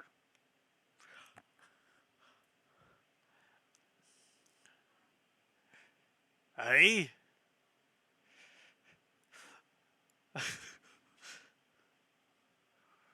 I'm just trying to make light of the situation, Jesus. It's good. You overpaid, though, by a lot. You're...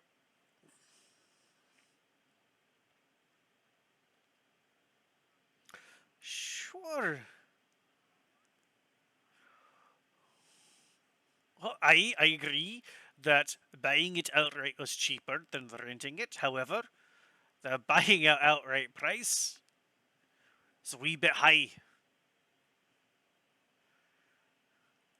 I was really hoping for the Feminine Wiles thing to kick off there, but listen, even I'm trying to... I'm sorry. I just need more Guinness to drink.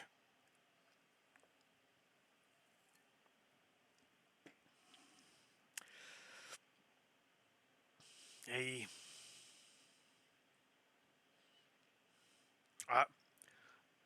I don't see any fences.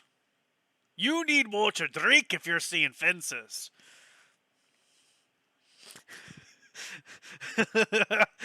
Ah!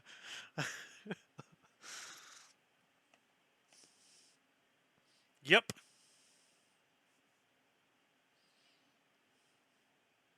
Meanwhile, Marcel's just looking at the two of you going,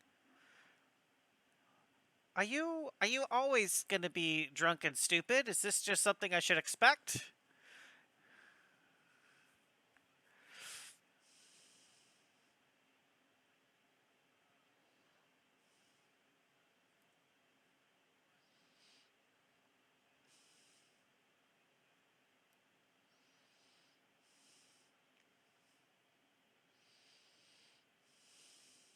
Hmm.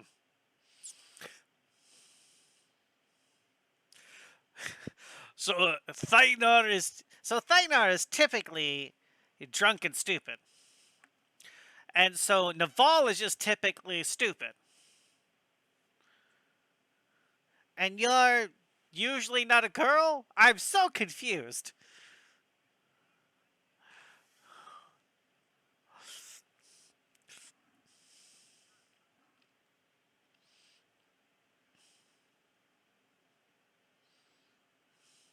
That's right, everybody. Gun safety. Do not do this at home.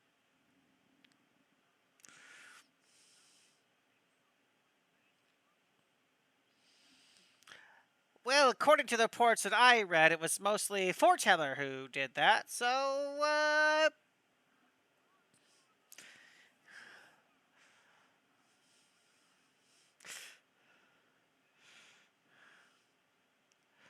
Right. So typical Naval dash quote stupid in quotes Thynar drunk and stupid. Got it. Nope. This is all going down to history books. It's gonna be great.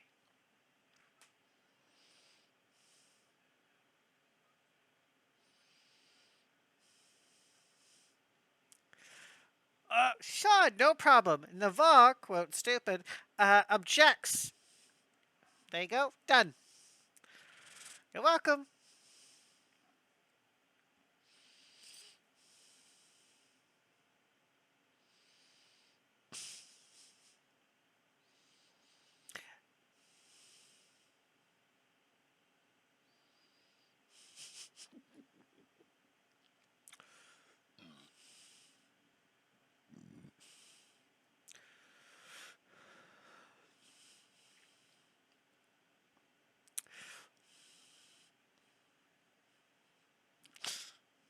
Oh my god, can you imagine? Whenever she tries to go and take a piss later, she's gonna be like trying to stand, and there's not gonna be anything there. Oh, that's gonna be so hard to get over. Can you just imagine it? You're like, oh wait, lads, no, you're not just gonna be able to pop it out while the sled's going anymore. We're gonna have to stop and let this rogue have her wee little time.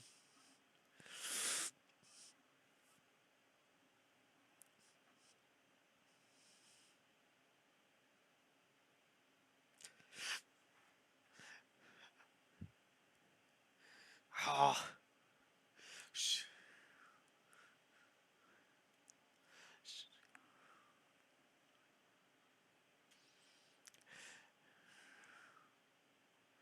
So maybe this might be a little bit early here, Syra, excuse me. But and he kind of like backs away just a little bit. Do you know when when your moon time is? And are you prepared for that for the journey?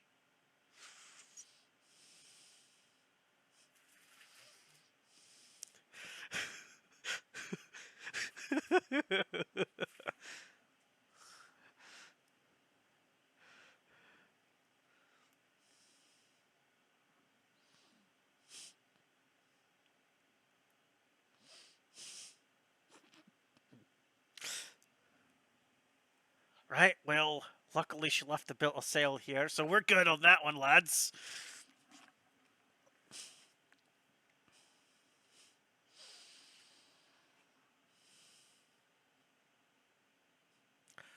So like, should we go after her? Like, how's this work now?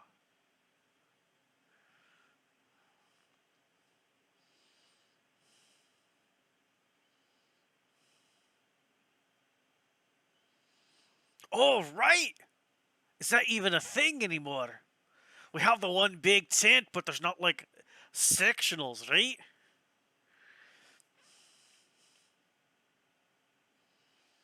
This is gonna be so weird. The things we have to think about now. Now there's a lady in the group. But maybe she won't care about her lady parts anymore. Yeah, you know, he didn't really care before. I'm not sure. This is. I need a drink.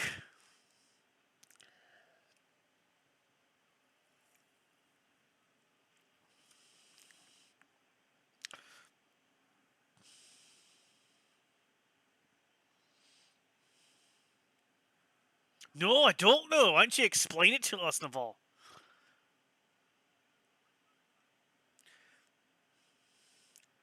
Oh, aye, but what's that got to do with her now? Aye. He knows about the giving end, but now he's gonna be on the receiving end. This is too much. I can't handle this anymore. I, what is wait, Kappa, do you have a way of like dispelling curses?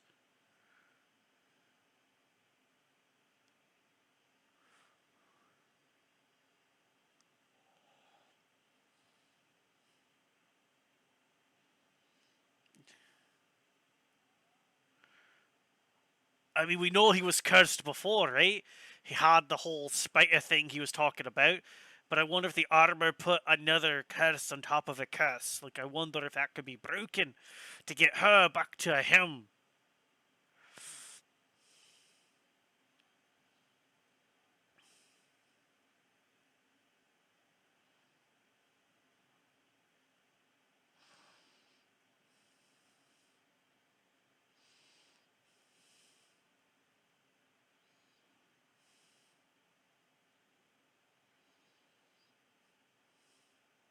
Hey, especially if it was like a curse from a god, right? It's the Spider Queen goddess, right? So, like, that's gotta be a nasty curse. If it is a curse. Oh,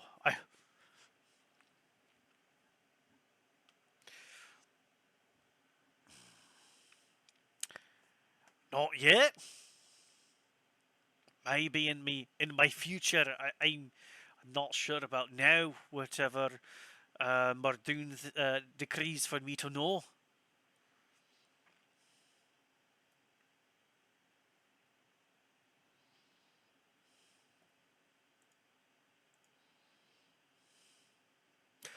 You know, all joking aside, like, I was kind of being legitimate with my questions there at the end. Like, how is this going to work from now on?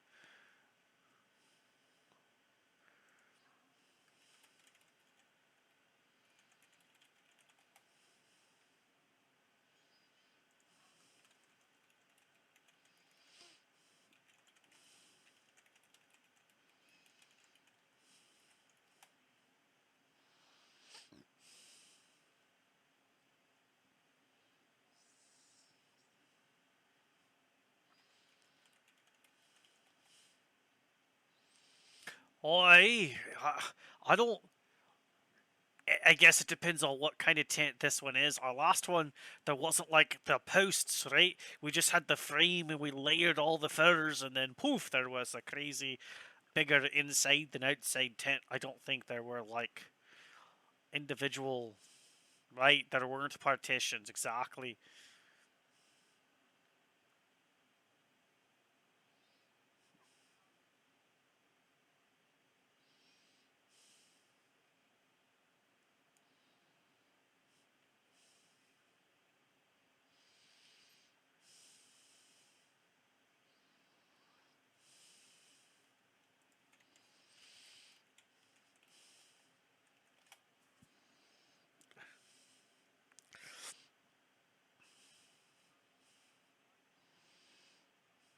Right, like,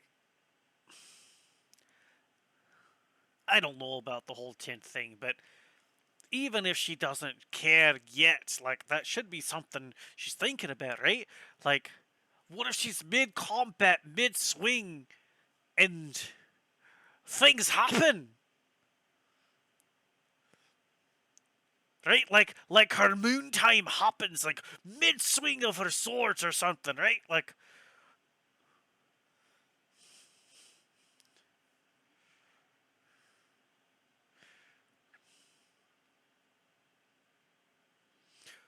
no, I'm talking about her moon time, her the time of the month when she's gonna be a little bit crazier than normal.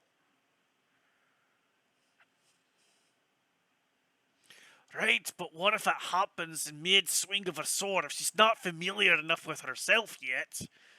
How is that gonna happen? I don't want them to die. We just spent all this time.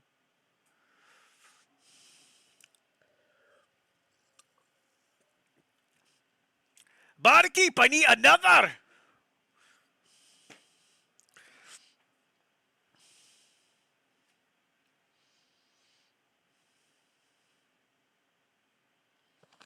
Aye, you're weak of all. Have another.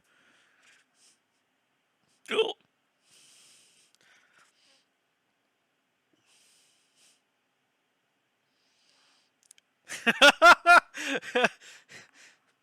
Easily enough. Another couple hours in this place, and he's hitting them hard. Like, he does not understand Or he does. He doesn't want to remember today.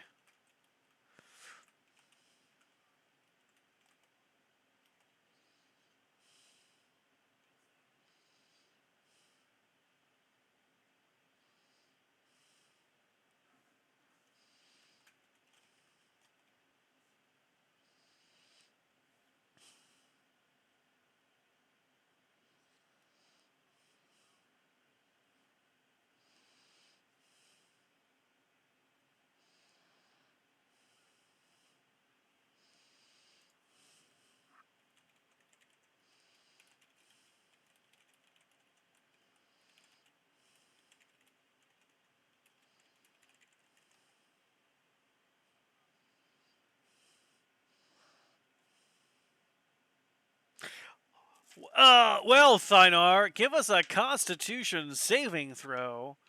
And since it's against poison, you technically have advantageous. So here we go, drinking game, but it's not against Arcline anymore, so he might actually succeed this one. So we'll see. He is just fine.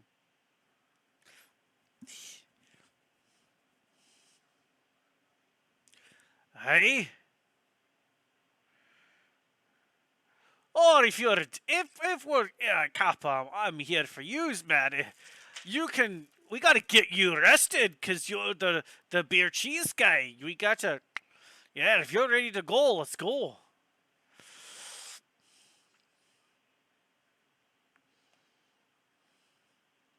Wait, rooms. I thought we were leaving to like pitch the tent outside.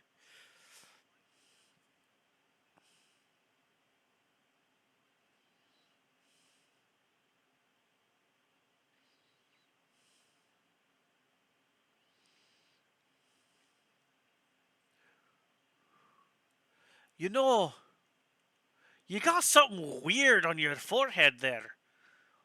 What's that all about?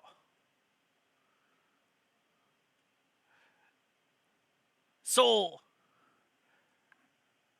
didn't you say you had an errand to do? Did you get that done?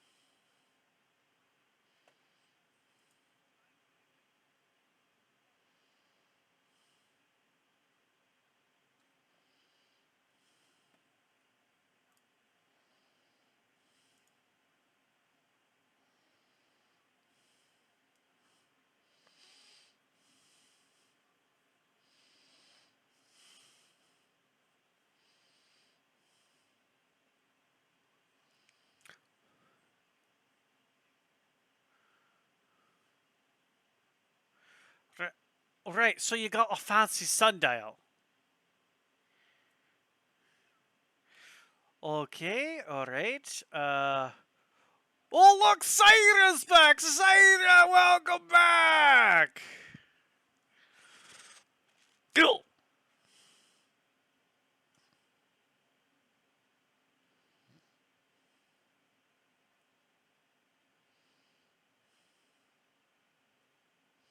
Alright, well, hang on now.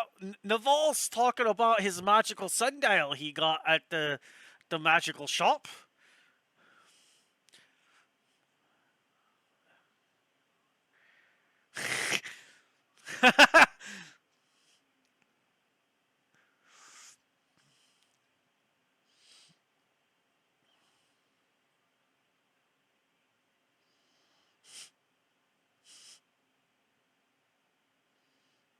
Right. Traveling.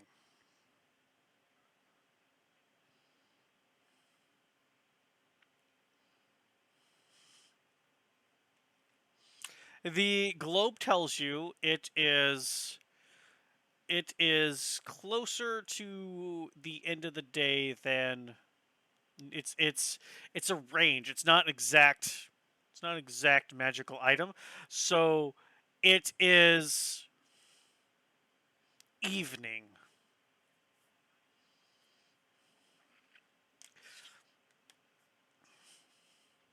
It's maybe 2-ish hours till dark.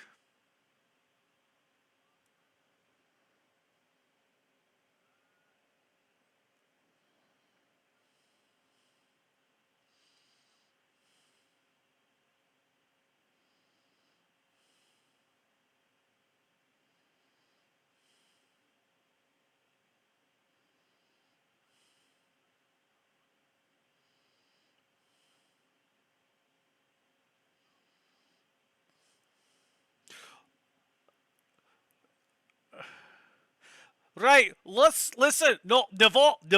Remember, we were just talking about this, right? Where things are a wee bit different now. So when she says let's go, I think it's a great idea. Let's get as much road time behind us as we can. Listen, that's 2 hours now. We can pop a tent and sleep, and then in the morning take off and pay nothing, right? And we're already 2 hours ahead of time.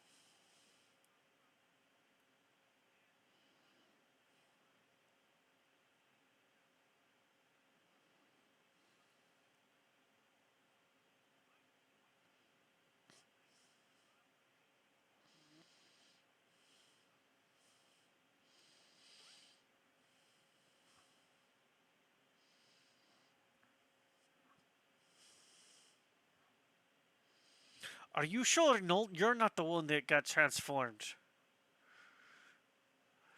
This is like the most energy I've like felt from you this entire time. Usually you're so meek and standoffish. This is very assertive and manly. I feel like you're growing a beard.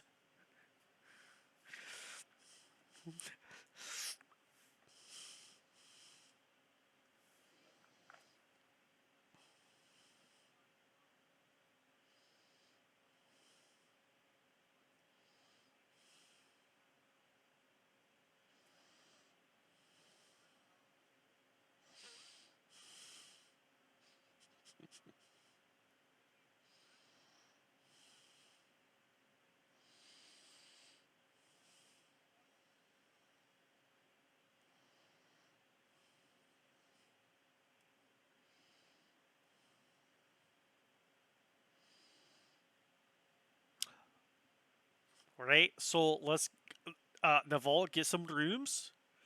Kappa, it's way past Kappa's bedtime.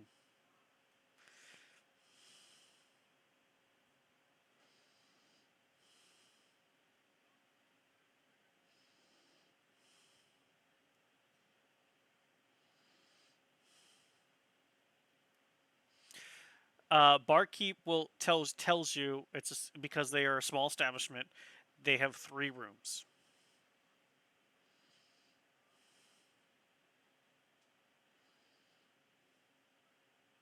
Nope, they have 3 rooms that are available. Each room is 1 silver. Okay.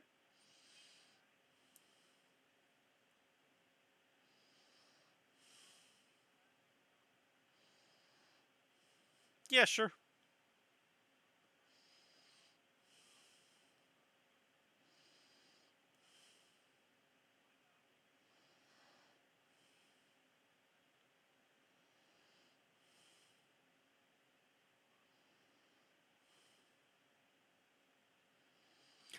Right. I think I'll bunk with Kappa since in case he needs a little extra healing or something to get him boosted. I don't know. He's very tired. Kappa and I will take a room. So Marcel, you and Naval can bunk together, and Syra here can have the last room to herself. Themselves. I'm still not sure about the pronouns you are preferring just yet, so I apologize. Yeah.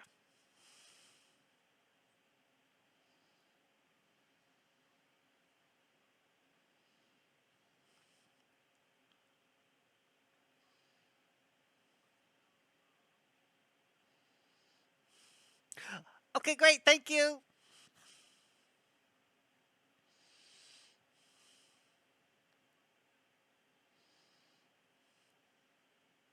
Okay. Kappa, you going upstairs to the room? Crash on the floor. Since you take your house with you, just turtle up. Is is there anything? Does anybody wants to do anything before we have a long rest?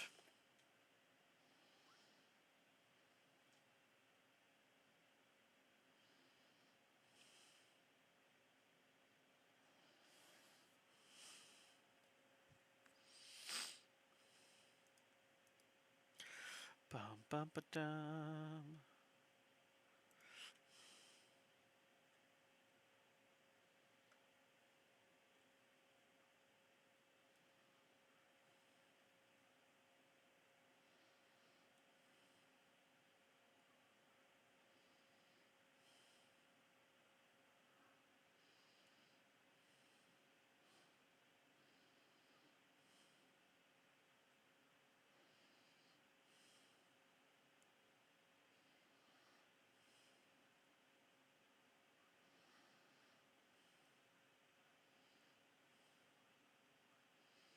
Yeah, you have to have it equipped. Yes, it has to be on. Yep. Hmm.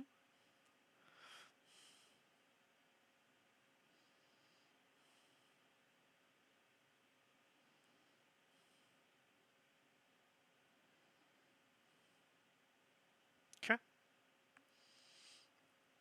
Kappa, nothing that you want to do in the before you go to sleep. Just go to sleep. Okay. Uh, Marcel takes a bunch of notes before he comes into the room, and being the small creature that he is, fits just fine on the bed with you, Naval, and he goes to sleep.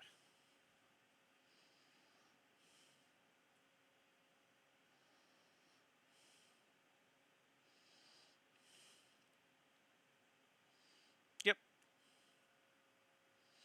Um, Thynar will pass that on the bed. Um, Syra, I will say that your meditation, your trance, until at least for a while, is longer than what the book says. It's going to be 6 hours instead of 4 hours, until there's a kind of an adjustment period.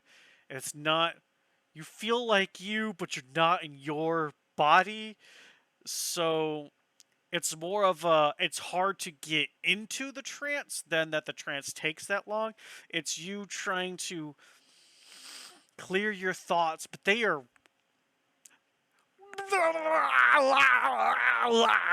so and that's the technical term for that right now. So it's gonna be you. Yes. I mean, I don't think that anybody else only has a 4 hour trance, so I think you're good as far as that's concerned. Ooh, actually, yeah, no, I don't think anybody else is an elf, so you're good. You do get up before at least anybody in your party, and it, and really, if Kappa has his way, he'll sleep for 3 days straight. But uh, Kappa, you can remove 1 point of exhaustion, so you are down to 2.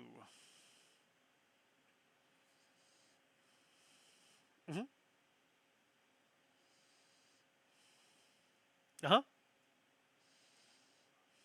Mm-hmm.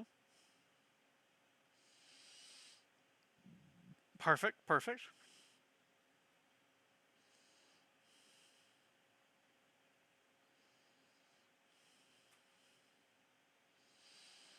Okay. Um, I got it. I got it. Give me a. Let's go with a survival check. Give me a survival check.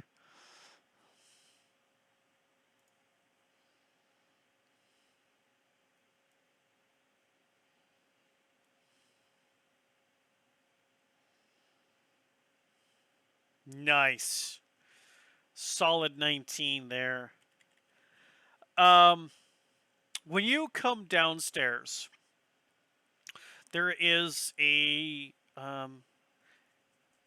older, wrinkly woman who is behind the bar, and they have like a small bar section where behind the bar is also the cooking area, and she's already fixing like bacons and slabs of different sausages and some eggs, and she's got um, an iron an iron grill directly onto the fire that she just slabs pieces of buttered bread on there, and you hear it sizzling, and just with her hands she'll flip it, and um, very grandmothery feel to her.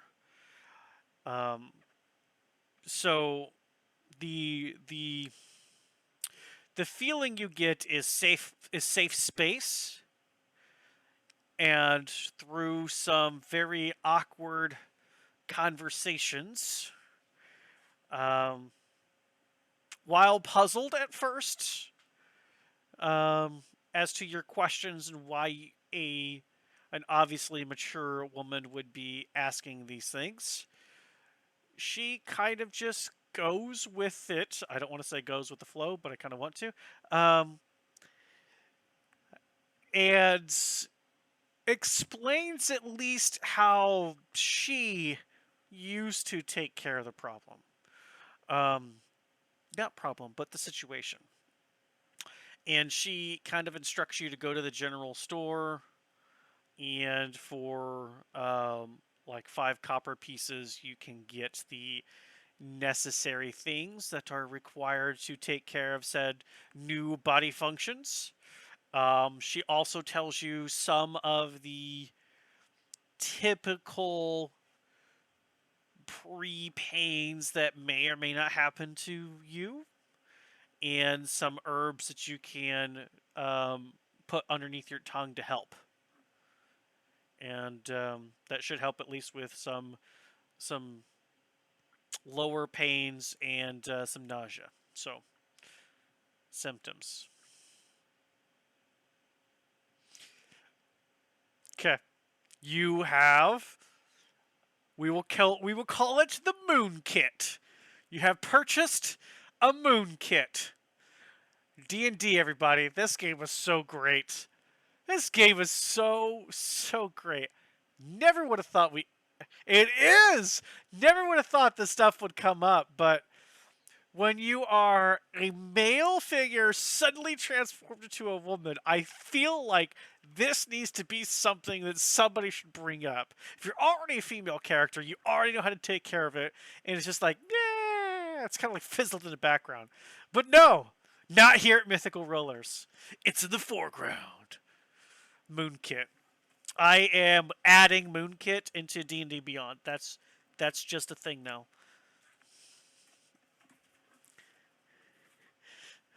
That's awesome. The Moon Kit. I feel like it should be more expensive than 5 copper pieces, but for now, that's what it is.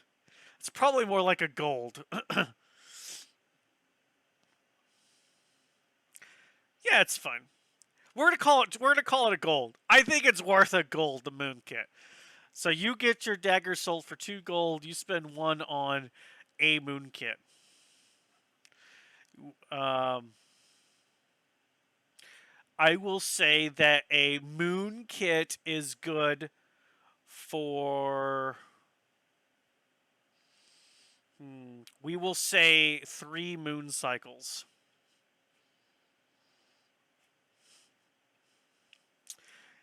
This is like the super deluxe package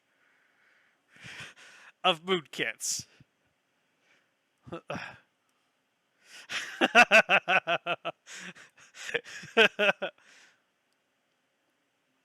I mean, depending on how, bright your moon is, it may be less or it may be more. But the typical is at least 3 months. We'll figure that out. I'm going to have to set up a calendar schedule for Syra's moon cycle just so we know how long the moon kit lasts.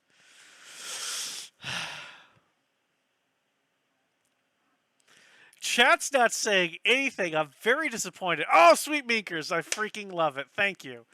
Moon kit. I'm going to make it in D&D Beyond. It's going to be a thing because it should be. It's a thing that happens. Yeah. Great.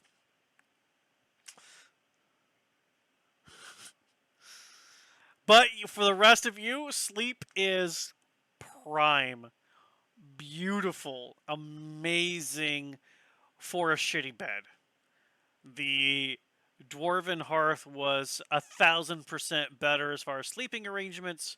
Here, you were kind of cold throughout the night, but it was warm-ish. Some of you were too passed out to care. Some were too drunk to care. And, I mean, Naval, you had Marcel to cuddle up with, so I'm sure it was fine.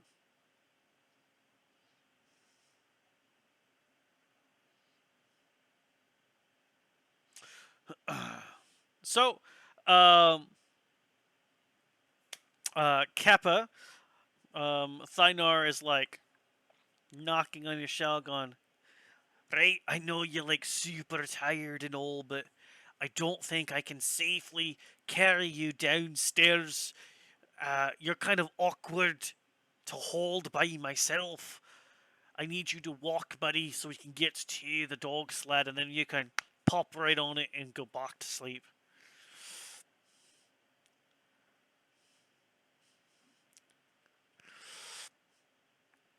Right, so Thynar opens the door, walks forward, doesn't see anything, because he's not looking for it. So,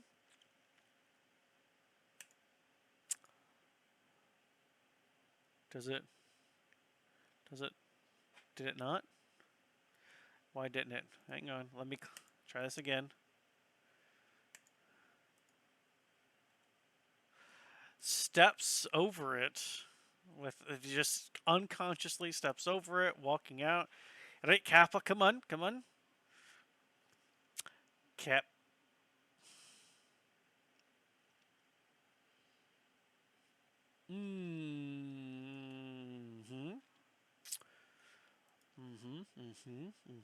You did put the ball bearings there. Nope. Kappa, I need you to make a dexterity saving throw at disadvantage.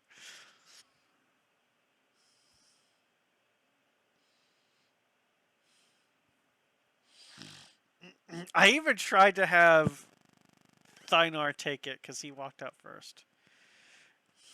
You do hear a significantly loud,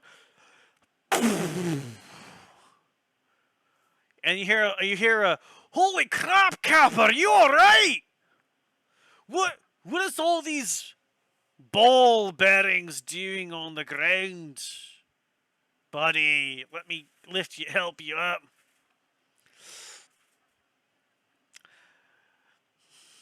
Poor Kappa, he just tripped over something and fell shell first onto the ground here.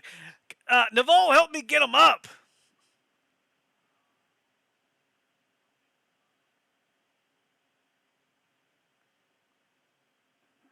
I don't think you would. Dexterity save. Not a disadvantage, though. Regular dex save.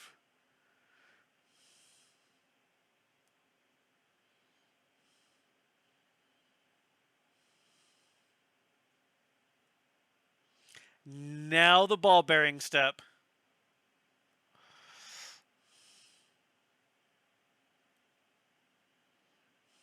Without issue.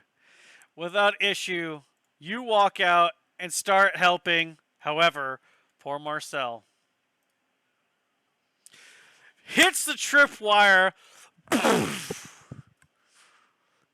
Oh my god, my nose! Oh!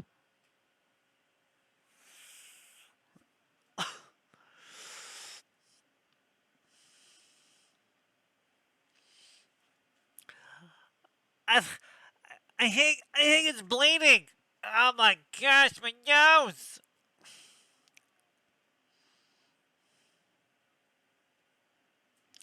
Who would put all these ball bearings and strings on the ground? Is there kids around here?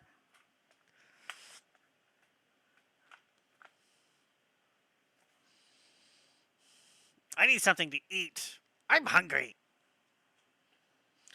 All right, right. I could do with a drink. Yeah, as he's like doing one of these numbers, it's just like, I'm just gonna let you get. Okay, you got this, right? I'm just gonna.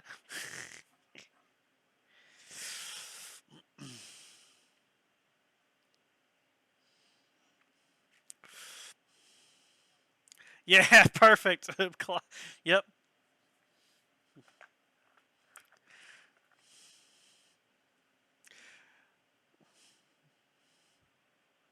So Syra, you see Thynar and Naval kind of helping the wizened old turtle, or what looks like a wizened old turtle, coming down the stairs.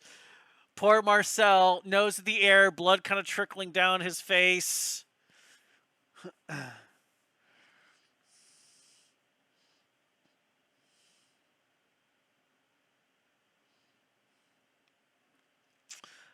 But you all sit down, break your fast. Somebody's nose stops bleeding. Food is pretty good.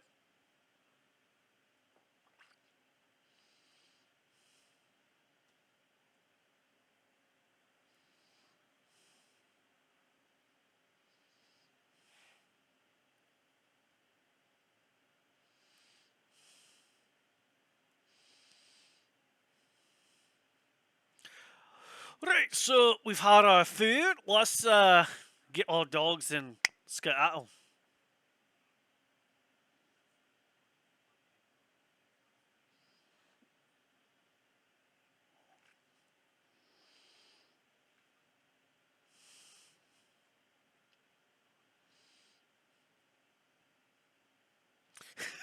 Right, Kappa, we're, we're gonna put you on the sled and cover you with some furs. You're gonna be fine. You go back to sleep no time.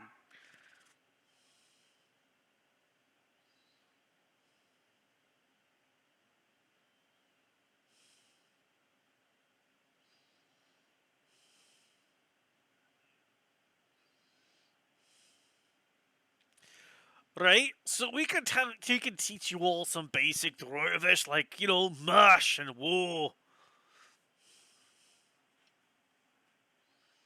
Aye.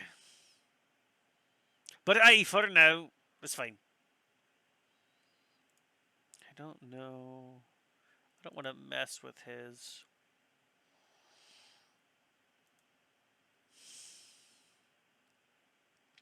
Spells. Oh, what I do need to do is click long rest button, though. Yeah, let's do it. Long rest. Take that long rest. Confirm. And Thynar. Long rest. Take long rest. Confirm. Perfect.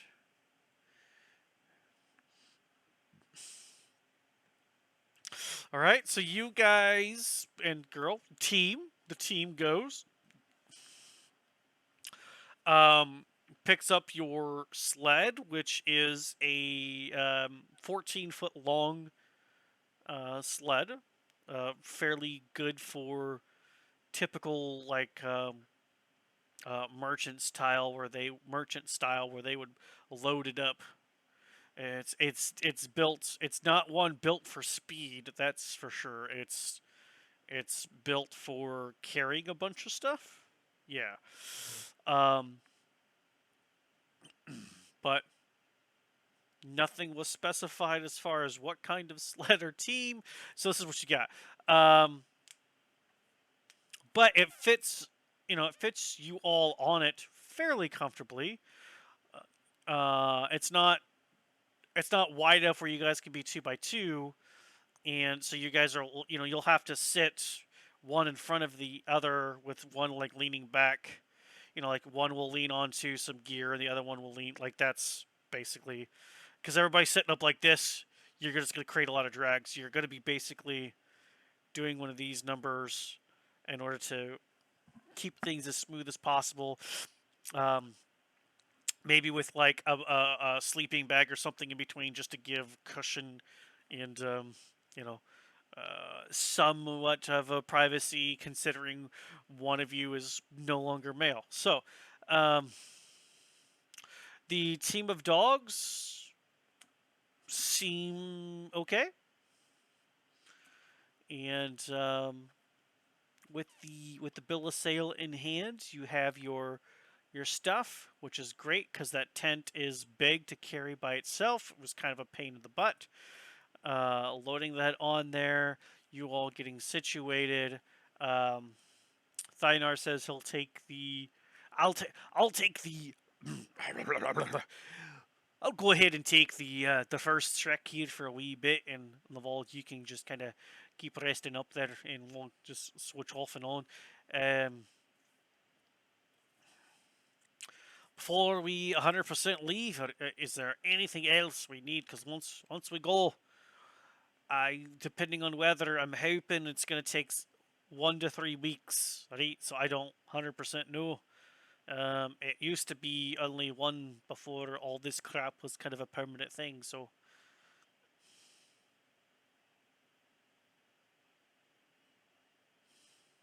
okay.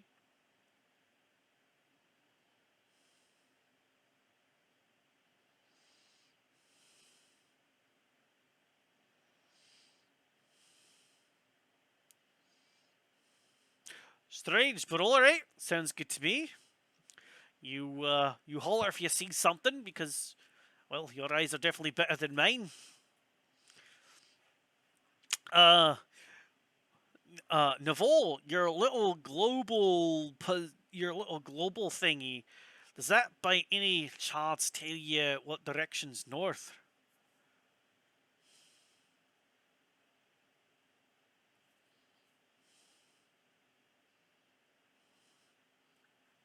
It does.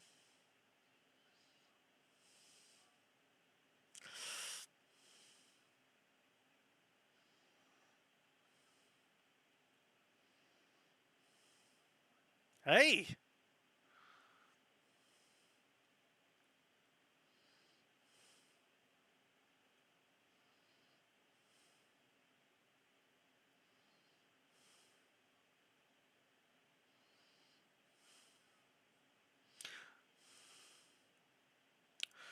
all right, perfect, perfect. All right, Navol, every like few hours, recheck that.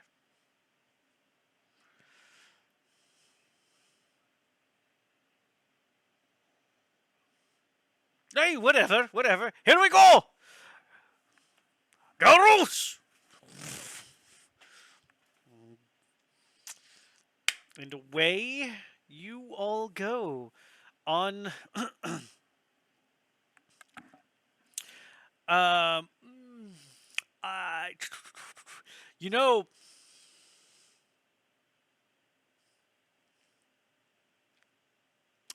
I think since as far as like gear is just basically people's backpacks, I think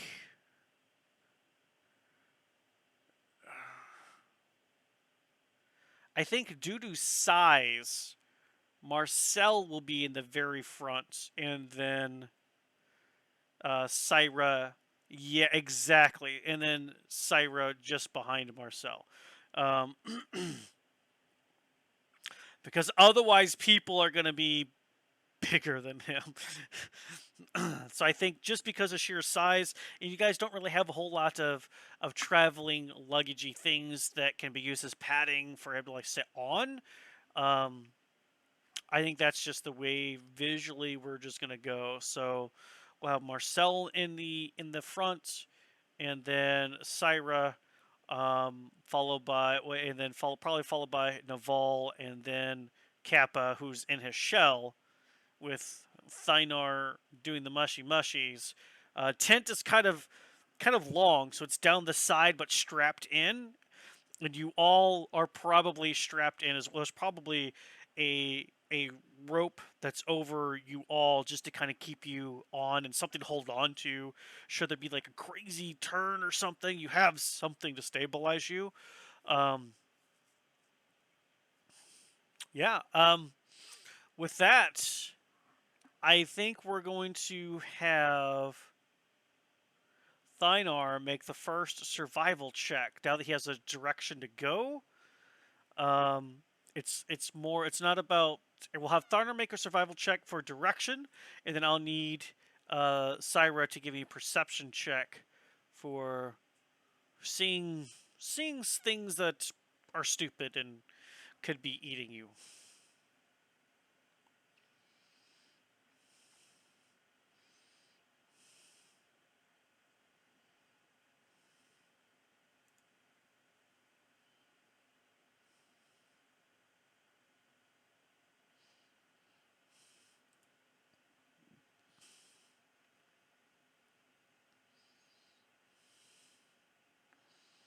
Why did that roll twice?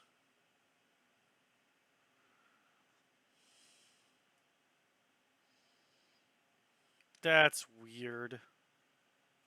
Okay, whatever. Yeah, they're basically the same. So, Thynar is. You guys are just going. Whoosh, woof, um.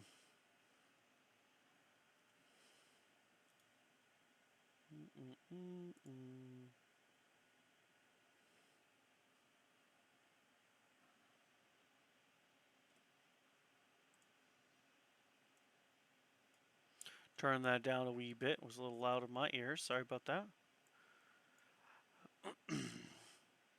But as is typical in the frozen north, just when you think you're having a break in the weather, suddenly a snowstorm appears. And it doesn't just appear because it's always cloudy, but the snow starts to fall. And it's that big, thick snow. Um, you guys have been probably traveling for maybe about 2 hours, um, before Naval remembers to pull out his little gizmo, and he looks at it. He goes, uh, "You guys, if he wanted to go north, you guys are not going north. You're very much going west, and you don't feel like that's the right direction to go."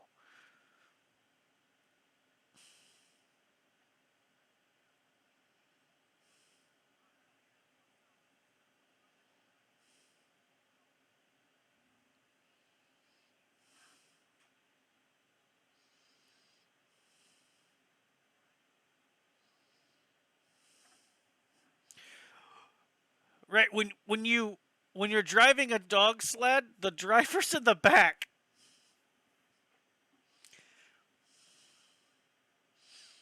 It's not like a wagon. It's not like a horse and wagon where you're in the front behind the horses.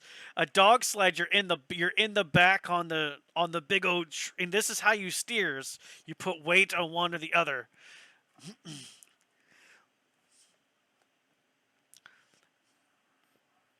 Marcel's in the front. You are closer to Thynar. The only space between you two is Kappa, who's in his shell, paying no attention to the world.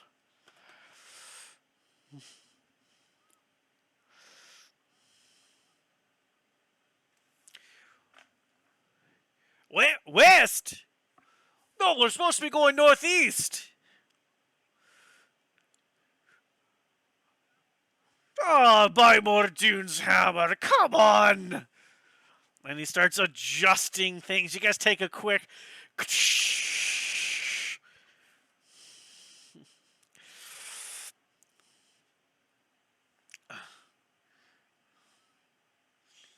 Aye. Now that's there we go. Because there's nothing but white as far as you can see, Kappa. There's not like landmarks. We're kind of just winging it here based off a sense of direction. And my sense of direction was skewed. I'm not drunk enough for this.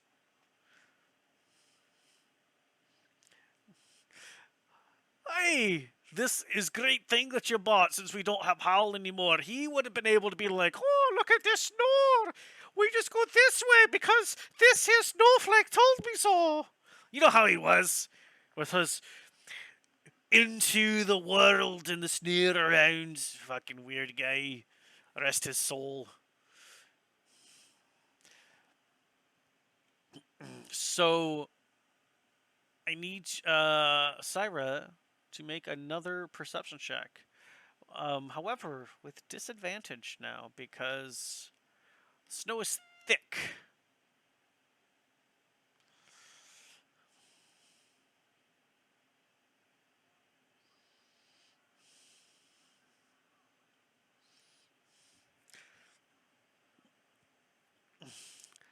Perfect.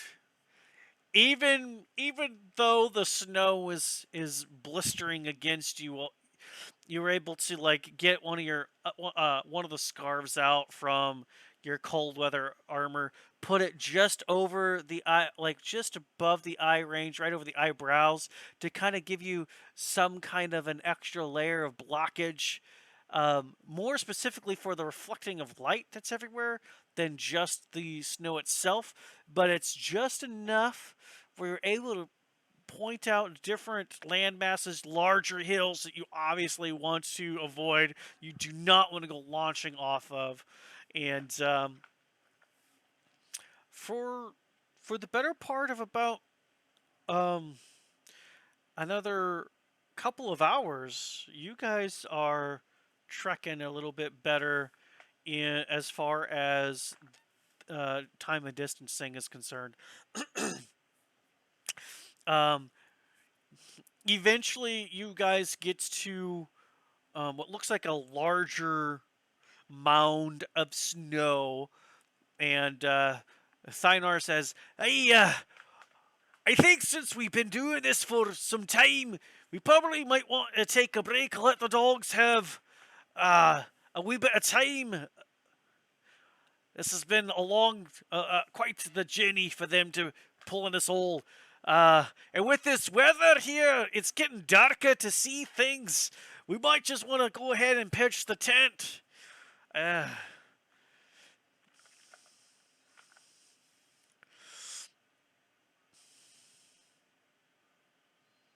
so the snow is the higher mountain. You guys are on the base, kind of using. Kappa's kind of using that higher mound as a wind blocker. It's just a natural resistance for the weather. So you guys aren't on top of the mound. You guys are on the base. He's put you and the mound, at least the current direction the wind is going, using the mound as a shield.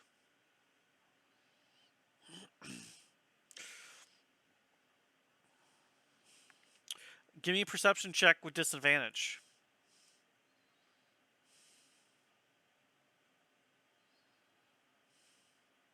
Mm-hmm. You're not sure, because as you're looking up to try to see like the top of the mound itself, the snow is just too thick coming down, and kind of looking at it, if that thing's pure snow, you're just gonna fall like straight down through it for a while before you hit packed snow, um, unless it's some sort of like natural rock formation that's just covered in snow. You're just not sure. Too hard to tell.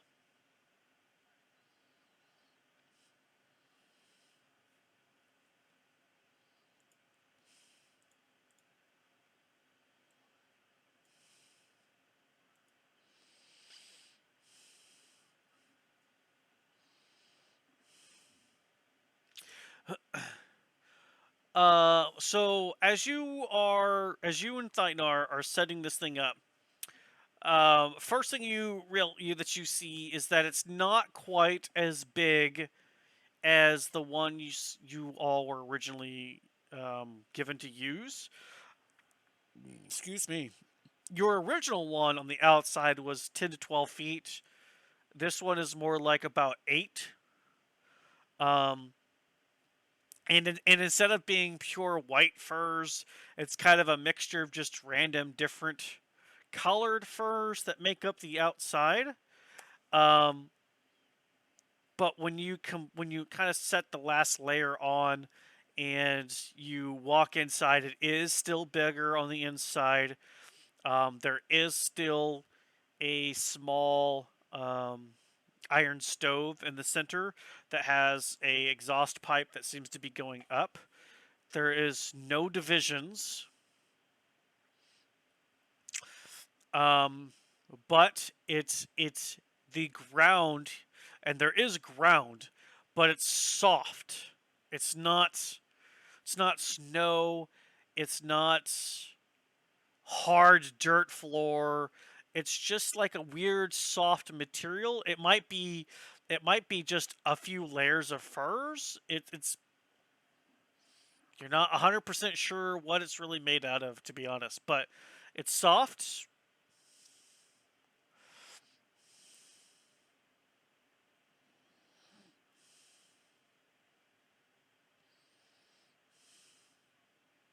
Yeah. Yeah. Um so the iron stove isn't lit. So there's nothing in there. So you're just looking at a dark empty space inside. Um it is just big enough for all of you and the dogs. Your dog team is a team of 12. No, one, two, three, four. It's 13. It's a 13 team because of the length of the sled. So it's 13 dogs. Um, the tent might be able to fit one or two more people, but it's going to be snug. That's for sure. If you didn't have the dogs, this would feel right as rain. But once you factor in the fact that you don't want, A, the dogs to run away, B, the dogs to be covered in dying snow or be eaten. So, yep, yep.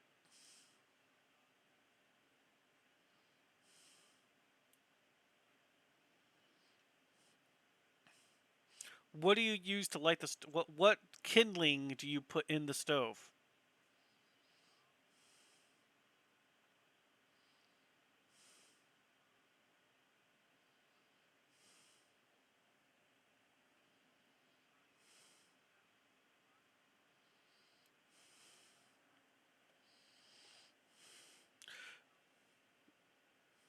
So a tinderbox, you can light something on fire, but there's nothing inside the stove to burn.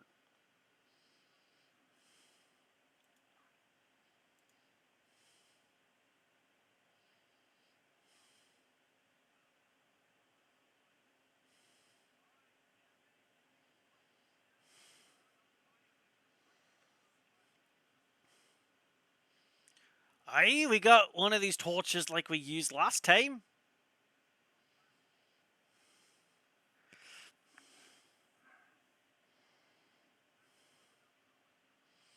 He gives you a torch, and I will mark one torch off.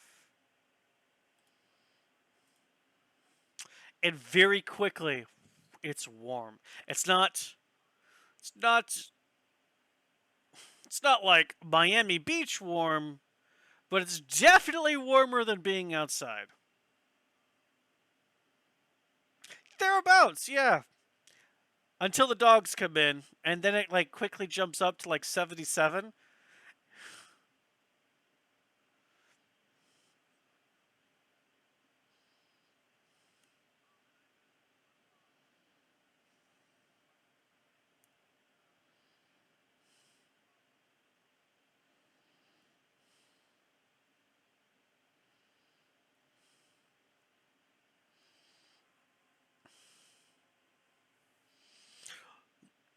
I think that with the weather coming down, with how thick it's coming, I think it's probably safer if we just bunk down for the time. What do you think there, Syra? You're the one who was kind of taking the lookout. It seemed like it was a wee bit difficult at times, eh? Like I couldn't see shite. I was just basically going based off what you were shouting.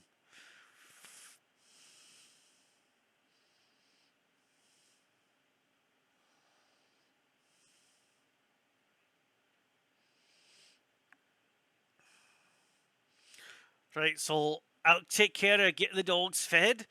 I think I know Kappa's kind of out of it, but he usually has a couple of pots. We can get some snow to get some water boiling for the wee pups, and we can figure out some things for us.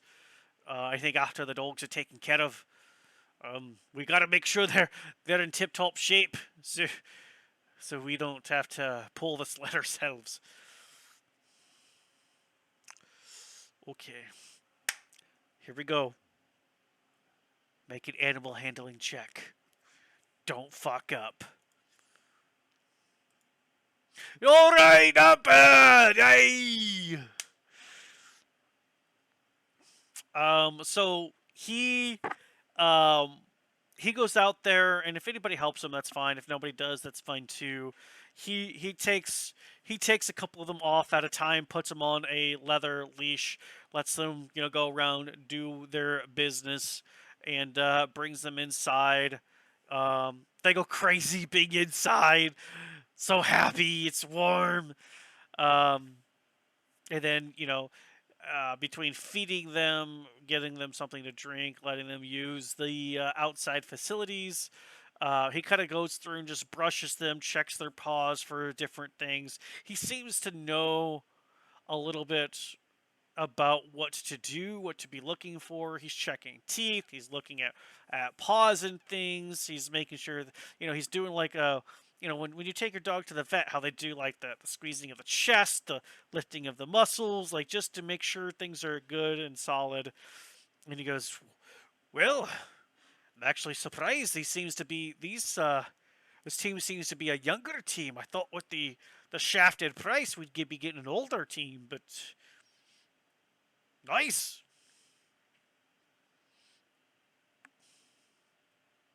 Aye.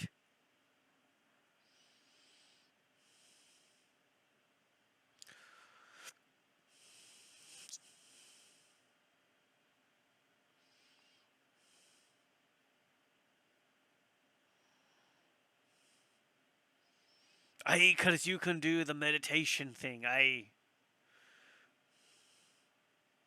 Right, so I can take first watch then. I've got dark vision. Naval, can you see in the dark? Alright, so you take first watch, I'll take second, and then Cider can just finish out the night then, eh?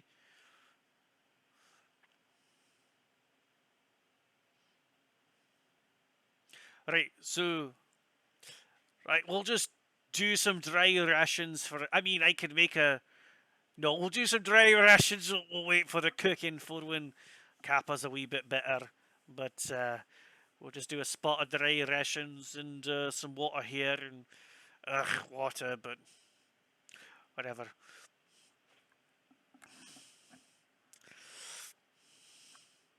Hey, well, I'm gonna go sleep with the dogs.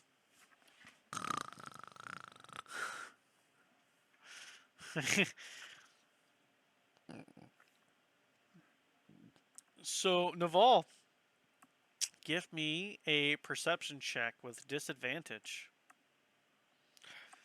Even though it's still daytime, that snow coming down is terrible.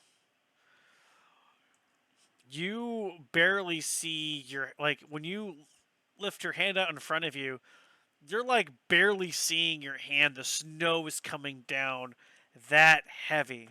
Um, it's nuts. But your watch seems to go uneventful. But if there's something you would like to do,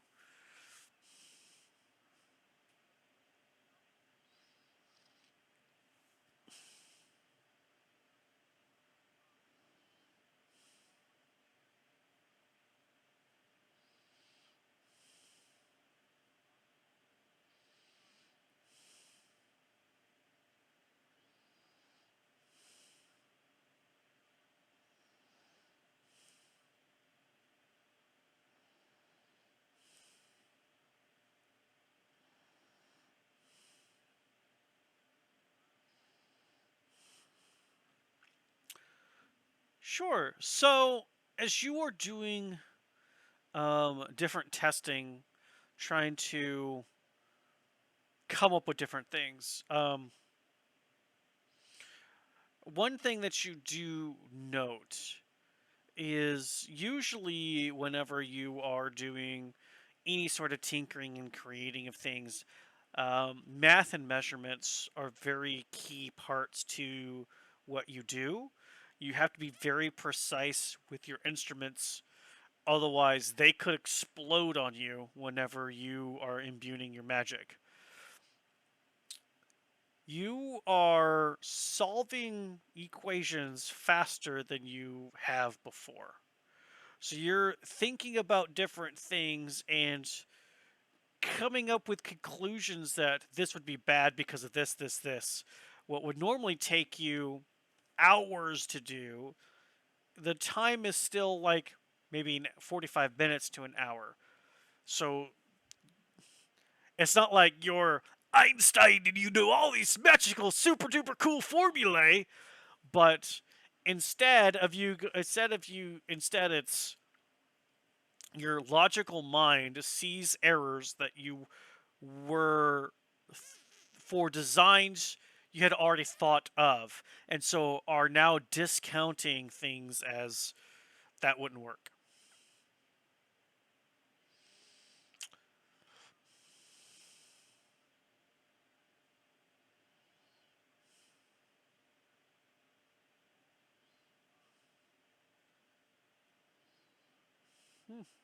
Okay. Give me a intelligence roll with advantage, please.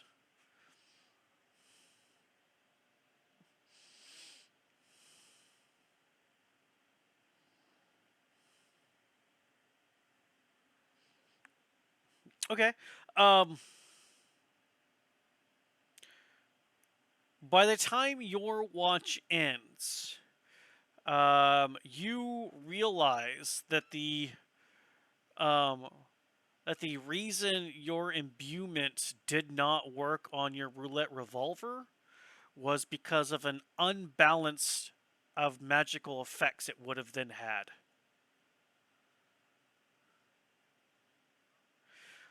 It would have been one too many. It would have been an odd number of things. And instead of everything being in cohesive alignment, it would have created an imbalance and could have exploded and killed you.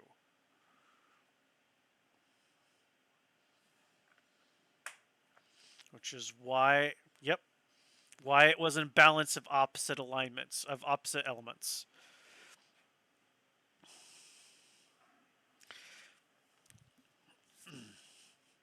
So,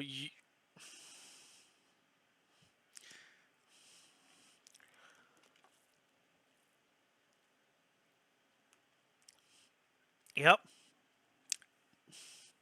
So your shift seems to go uneventfully. And you come in and let wake up what's his face, Thynar, and Thynar will take his shift.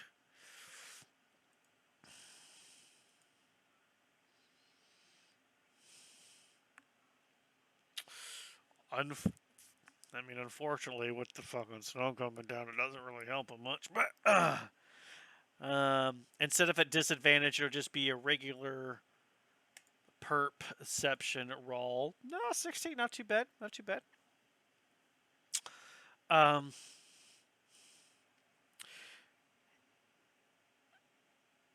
his seems to go by without issue.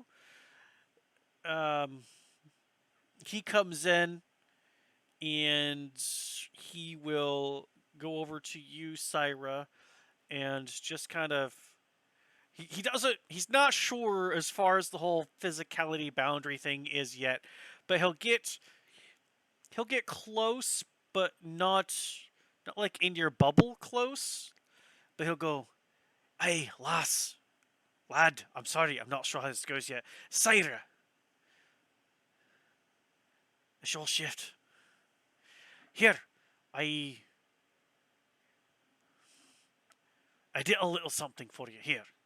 And he just hands you what looks like a folded piece of parchment.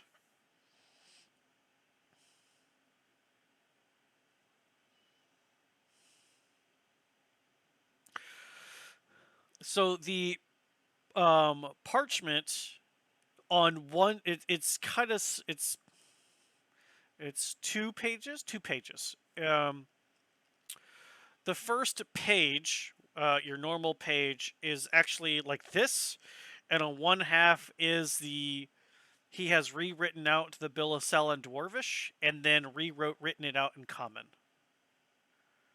And he kind of like has arrowy things of this is this.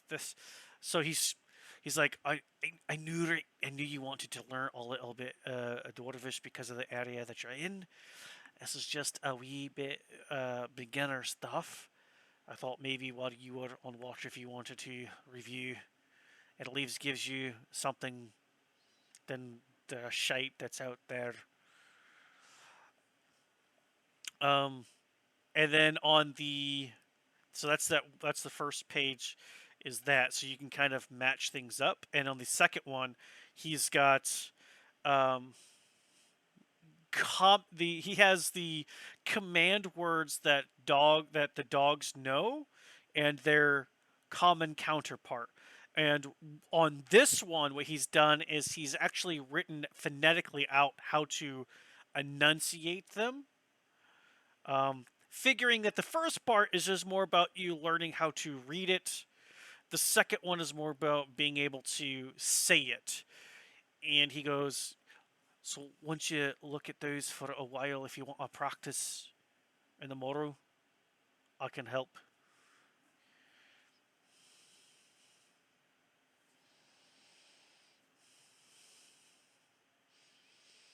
Hey. He goes back to cuddling up with the dogs. So basically, the words as far as the dogs are concerned are stop, go, slow down, left, right, faster. So it's basic, very basic commands, but it's also, again, enunciation how to say them. So you've got your first lesson of Dwarfish. If you choose to review the pages on your watch.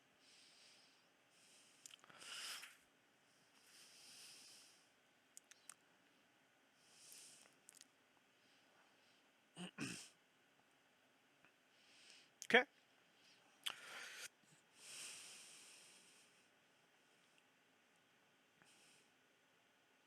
So give me a perception check. Just a straight, excuse me, perception check. Sorry.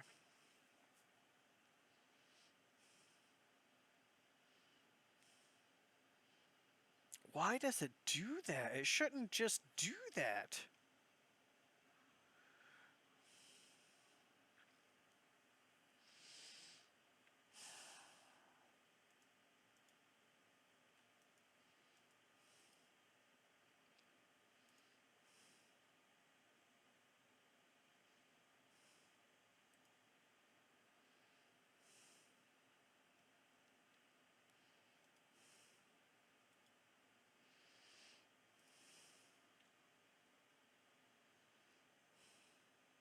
Right. I wish that there was a way to tell it not to auto roll with disadvantage because it's not always the case. But I guess it doesn't blank out. So we'll just use the left one forever, kind of a thing. 26.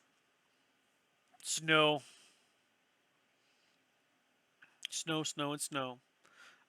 So while you are studying the Dwarvish language, go ahead and give me a intelligence check.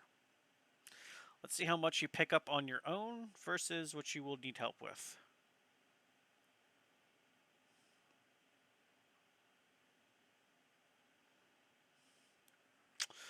Um,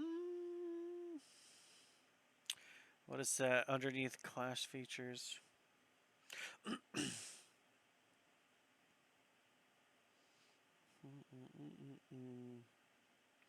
I have details. You can make a bonus action to make a perception check, spot a hidden creature object to make an investigate check to uncover or decipher clues.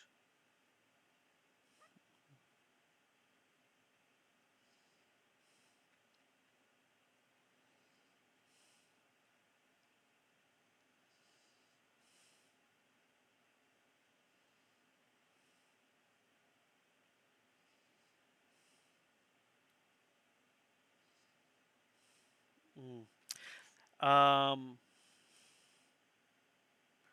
so this would fall under your decipher clues, which would be an investigation check. So if you want to give, yeah, that's fine. Give me the investigation check.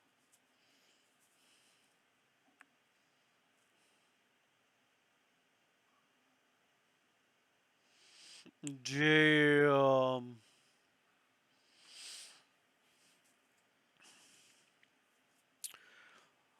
Um, I will say that not only do you know the words that he had spelled out phonetically, but based off of those, you're able to pick up on some of the words of the bill of sale as well on how to enunciate. Now, you may have like a wrong guttural sound here, or you didn't roll an R there, but in general, you are able to make very rudimentary sentences, short sentences, on just the few words that you have here. Um, you, yeah, I will say rudimentary dwarvish is accomplished. Um, you may not know exactly what people are talking about yet. You may pick up a word here or there, which without context means absolutely nothing to you. Um, but it is it is a start. It is a very solid start towards learning Dwarvish. Yeah, I mean, with a critical success, I'm just gonna let that happen. Yeah, that's for sure. It gives you a sense of confidence, though. Something that you're able to pick up very quickly. Um, a few more, a book or two, and maybe you could have this thing down. Um, even if you start trying to talk in Dwarvish, you might be able to pick a lot more up. So that's what I will say as far as that's concerned.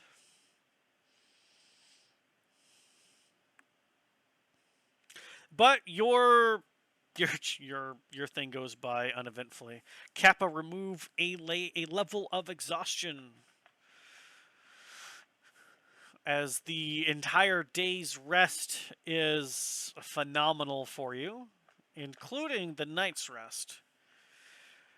I will say that because you all did crash early, when you are all waking up, it is still dark. Um, but by the time you are eating something for breakfast, you all relieve yourselves in one way or the other. Some of you having to learn how to do something for the very first time. Um, and then getting the dogs back together, putting the turtle back on the sled, covering him with fur so he doesn't freeze, and then taking the tent all down, having that loaded up. That's probably another hour and a half. Because that tent, I mean, even though you know how to do the tent, it's still a very slow process. One's having to like hold the other up as you're taking the furs down. You don't have ladders, that kind of thing. It's a very cumbersome thing.